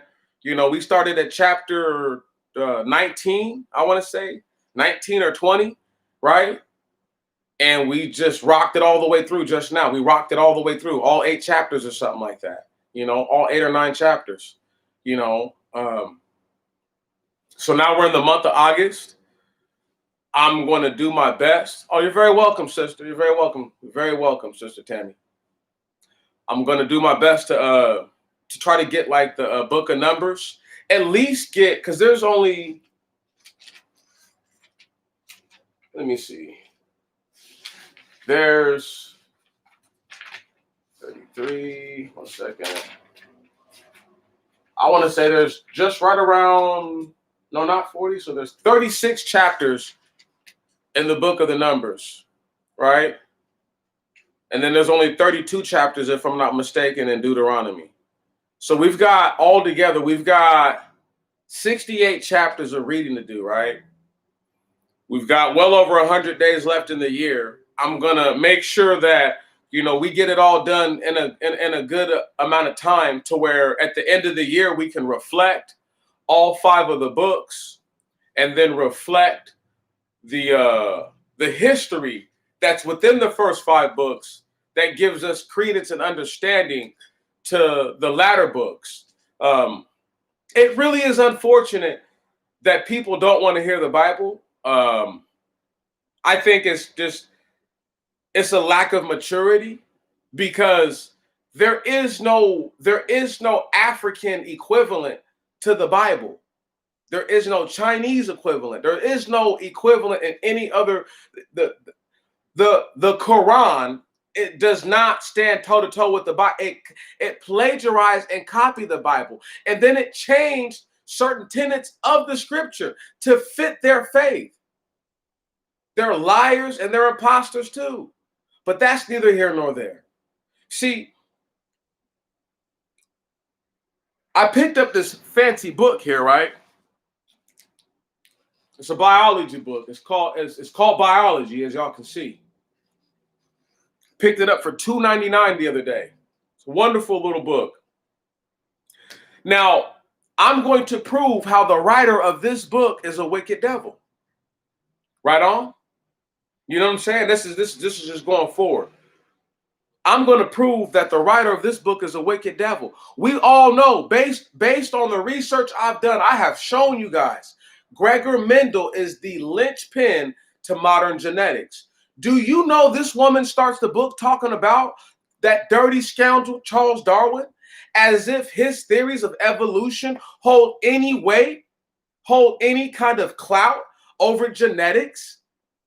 Come on now. See, it's that type of thing, though, that we have to take a deep breath and say, wow, I can't believe that this is what they're going to do. That this is how they, even though they know better and they know the truth objectively and subjectively, they would rather tell a lie, because the lie propagates the same maniacal nonsense that they promoted during the height of the Jim Crow era. I need people to understand this. If not for Charles Darwin, his cousin or his nephew, Francis Galton, would have never been able to promote what was known as eugenics.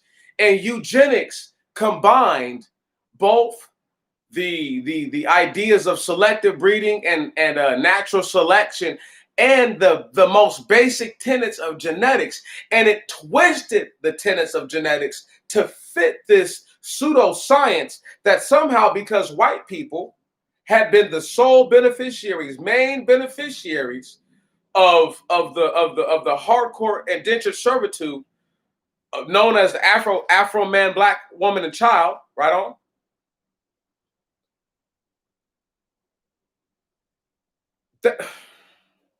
They don't understand, y'all. They really believed that they had those. They really believed that for the longest of time that they had what they had because they were better. They believed that people who were born with more were genetically superior. Right on. You see what I'm saying? And eugenics was a way to clean up the insecurities that a lot of white people felt about black people during the time, who were becoming business owners, who were becoming lucrative peoples. You understand? Now, why all this is so important to the scripture is because we must realize that a group of people who are being told, if you do not do right by me, I will send you among your enemies, and you will be destroyed among them. Devoured is his word among the Gentiles. Also, having said that, is it just me? Are we going to have to wait till we get all the way to Deuteronomy to figure out that the people are jealous with them that aren't even a people? Right on, right? And angry at them who aren't even a nation? Right? The same Gentiles, because Gentiles are humanoids. They're not humans, number one. Gentiles are not men. Let me go ahead and say that. If they were men, there would be a land called Gentile, and we would know of it. There is no land called Gentile in the Bible. Gentile is the notion of a humanoid creature. Thank you very much. People don't want to hear this because it makes them uncomfortable, number one. And then number two, it's edification to the sciences that the people that you call the devil have spewed for their whole lives. See, if there was a land of Gentile, where did it go? And then once again, how could the people who call themselves Israeli right now look just like the Gentiles that our people have been stuck with? And they themselves not be Gentiles? That's an even greater question. Come on. See, I don't know if people are tired of actually seeing what they're seeing, or if they just say it, because note, the Most High God said that he's walking with us with a forward mind, okay, with a mind and contradictory, okay, a perverse mind, okay, because the people walk to him perversely. They sideways serve him. They wishy-washy serve him. So he's like, so I wishy-washy help you. It's the way it is. The Israelites move into fully furnished cities, fully furnished. Now, I know a lot of people are having a hard time believing this. They didn't wait for 5 years for cotton to grow in this land to start picking cotton. I can guarantee you, because there was never a 7th year ever. They never did a jubilee in America to allow the land to just replenish itself. So cotton did what it did. It strips the soil of all of its nitrogen, of all of its nutrients, and it creates this fine powder-like substance after a while. Thank you very much. See, they don't know anything. So this is why I have a hard time believing that the white man wrote the scripture, let alone planted anything that was worth a damn in this country. Y'all have to recognize your people have done everything.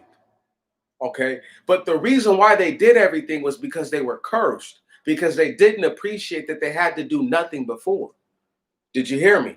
They did no thing before. Didn't appreciate that.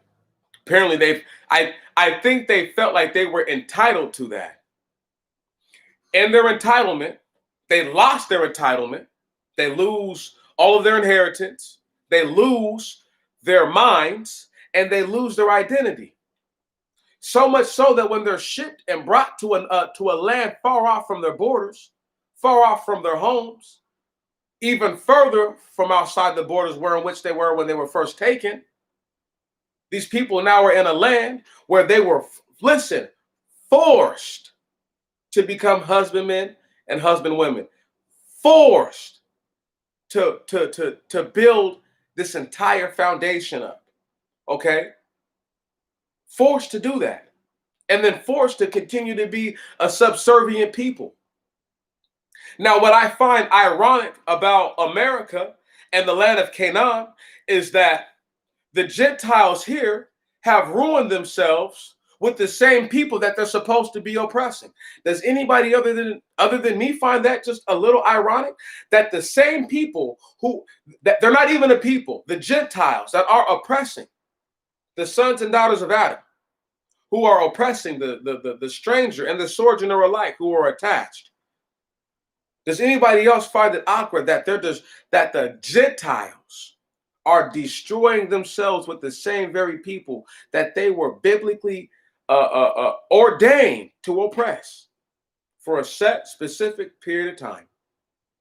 That same group is now is going to be the linchpin to why they don't have anything. Now that's something to think about, because those people are coming to a moment of clarity where they're realizing, I may not be who it is that I thought I was for all these years. And if it's not who I think that I thought I was, then who am I really? And this is why you have all these different journeys and these different pilgrimages, if you will, from all these different people trying to find clarity somewhere. And I do believe something that me and Andre have talked about a lot. He has said, the people are being who they're being, and I are being who they are. And to a degree, I agree with that. I elaborate more to say that for a person who's already lost and destroyed, I have a hard time thinking that if they're still lost and destroyed, they have no greater sense of self than they did before. And a person who was not as lost or destroyed, I have a hard time believing that they are I'll put it like this. There's as many people who claim that they're Egyptian and Nubians who grow full beards, grow full afros, right? Not to say that no Egyptians ever grew a beard, not to say that Nubians never grew a beard and afros. What I'm saying is this. There's just as many as them who claim that as there are people who are incapable of growing a beard who claim to be Israelites. Yet you read about some of the commandments tell you directly not to mar or disfigure your beard or to shave your beard off. So it's like, in order for that to be the case, you have to have a beard. It's not make-believe. It doesn't say if you grow a beard, then you shave, right on? Then don't shave, right?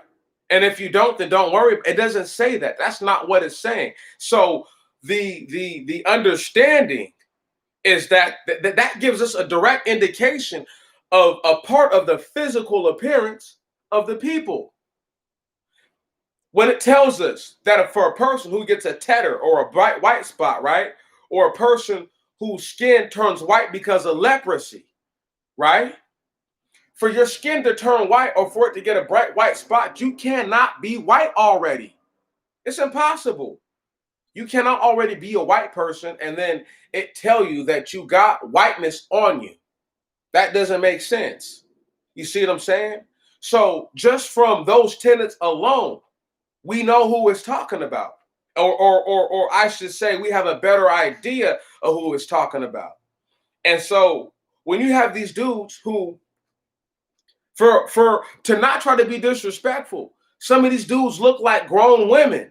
They just look like super muscular grown women. In the face, they look like a chick. You can only kind of tell because their face sometimes is like really hard. But there'd be some hard-faced chicks out there. And so the only way you really know is if you talk to them, and you can kind of shake their hand and feel like, okay, like that's man grip right there. You know what I mean? Like, he'd have to be the strongest chick I ever met to have some grip like that. But you see them, and they all Israelites in their minds because they've been oppressed by white people here. So they can't figure that, hey, their people could be aboriginal to the land. That's not a possibility to them. See what I'm saying? That's not a possibility to them. They have to be an Israelite, more so than the people who look like Israelites or would follow under the physical description more so than they do. And these are small things. That's a small thing to a giant. Right on. We read about several different little tenets here, but just note how the Most High God told the people, look, because if your heart is not circumcised, if you practice no discipline, no restraint, you're going to do all these things I'm telling you not to do.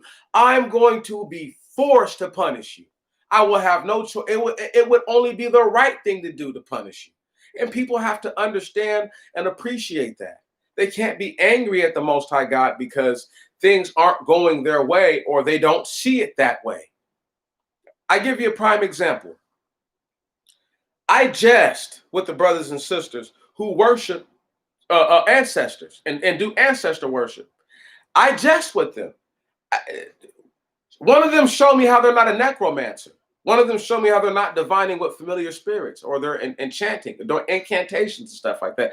If they could show me how they're not engaged in these same activities that are named by a specific name, not a guess, a specific name it says for this thing.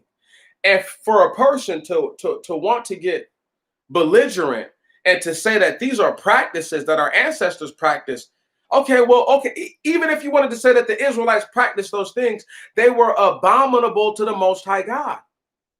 They weren't supposed to be practiced. So it's like, okay, I'll capitulate. I acquiesce.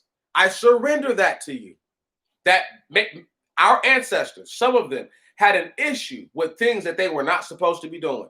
Having said that, there was literal legislation, ordinance, laws, statutes, and commandments that were given to them, injunctions, so that way they could keep in right standing with the Most High God. He even said why they would fall out of joint, though, right? Because they wouldn't do right. Obedience is better than sacrifice, my friends. Every day of the week. Would you rather spank your child or would you rather them listen to you? Okay, then.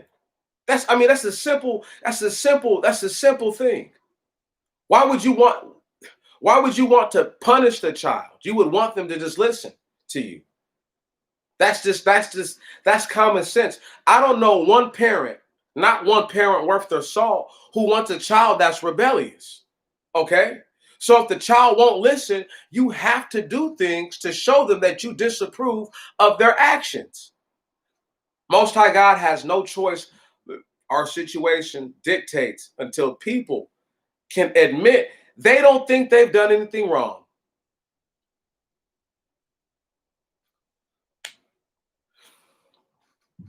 She messed around and prayed death on herself.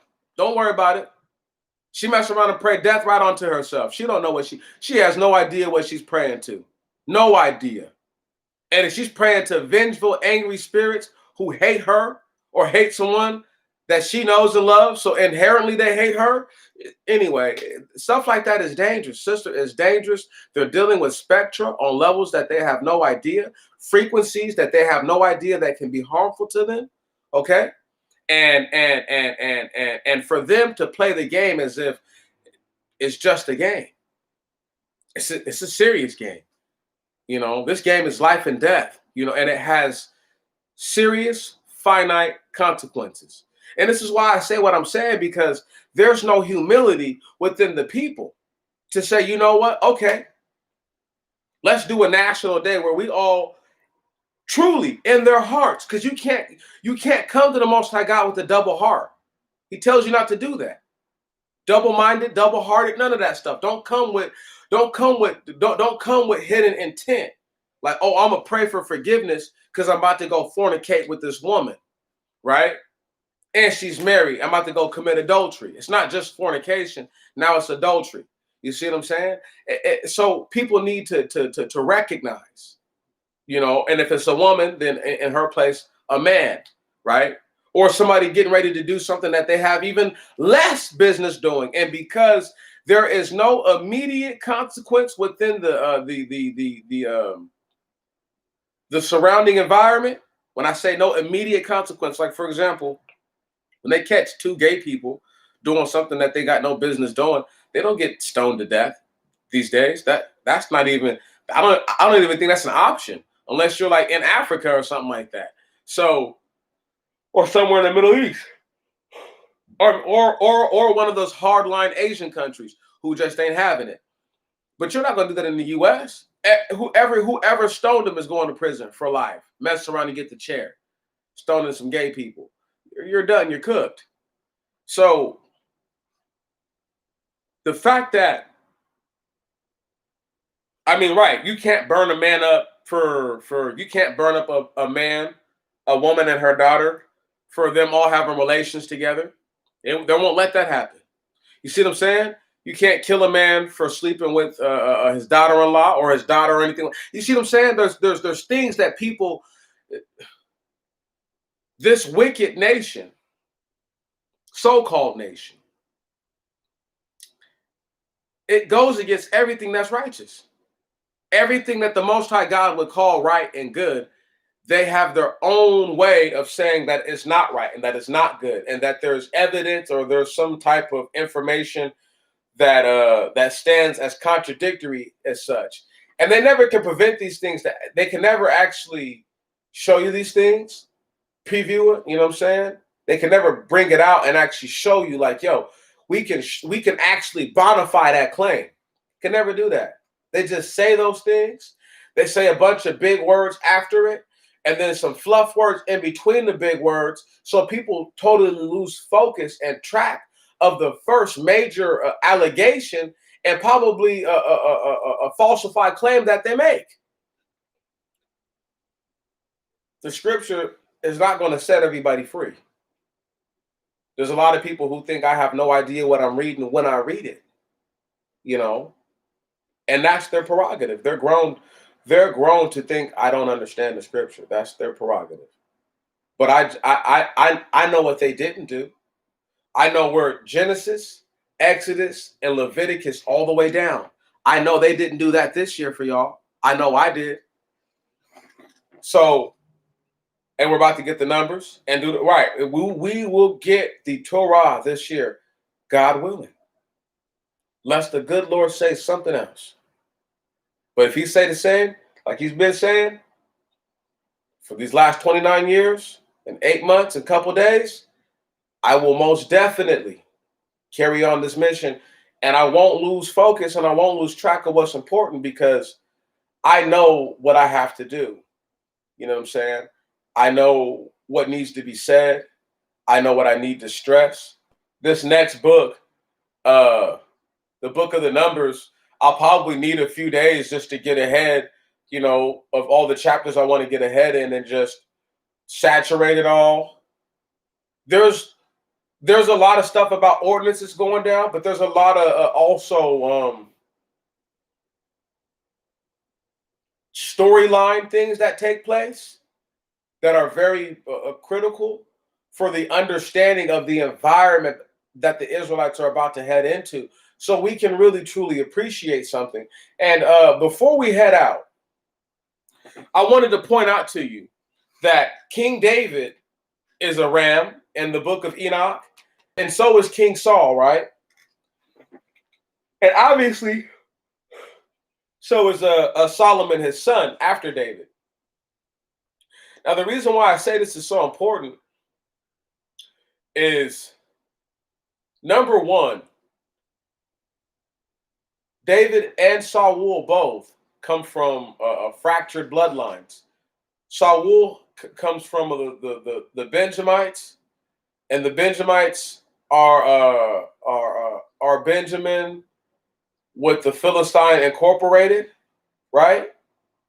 And David is a Jehudite, but he's a Jehudite with the Moabite blood incorporated. You see what I'm saying? And why this is so important is because we have to recognize that the rams that are being spoken on in the later parts of the prophecy are more than likely people who have fractured bloodlines too. I just wanted to put that out there to everybody before I rolled out. It has been an honor I appreciate you for all your time, all your patience. Guys, have a wonderful, wonderful night. You know, I salute you. And like always, may tomorrow be better than today. And may next week be better than this week that just passed, than the last one. I appreciate y'all. I love you. And until next time.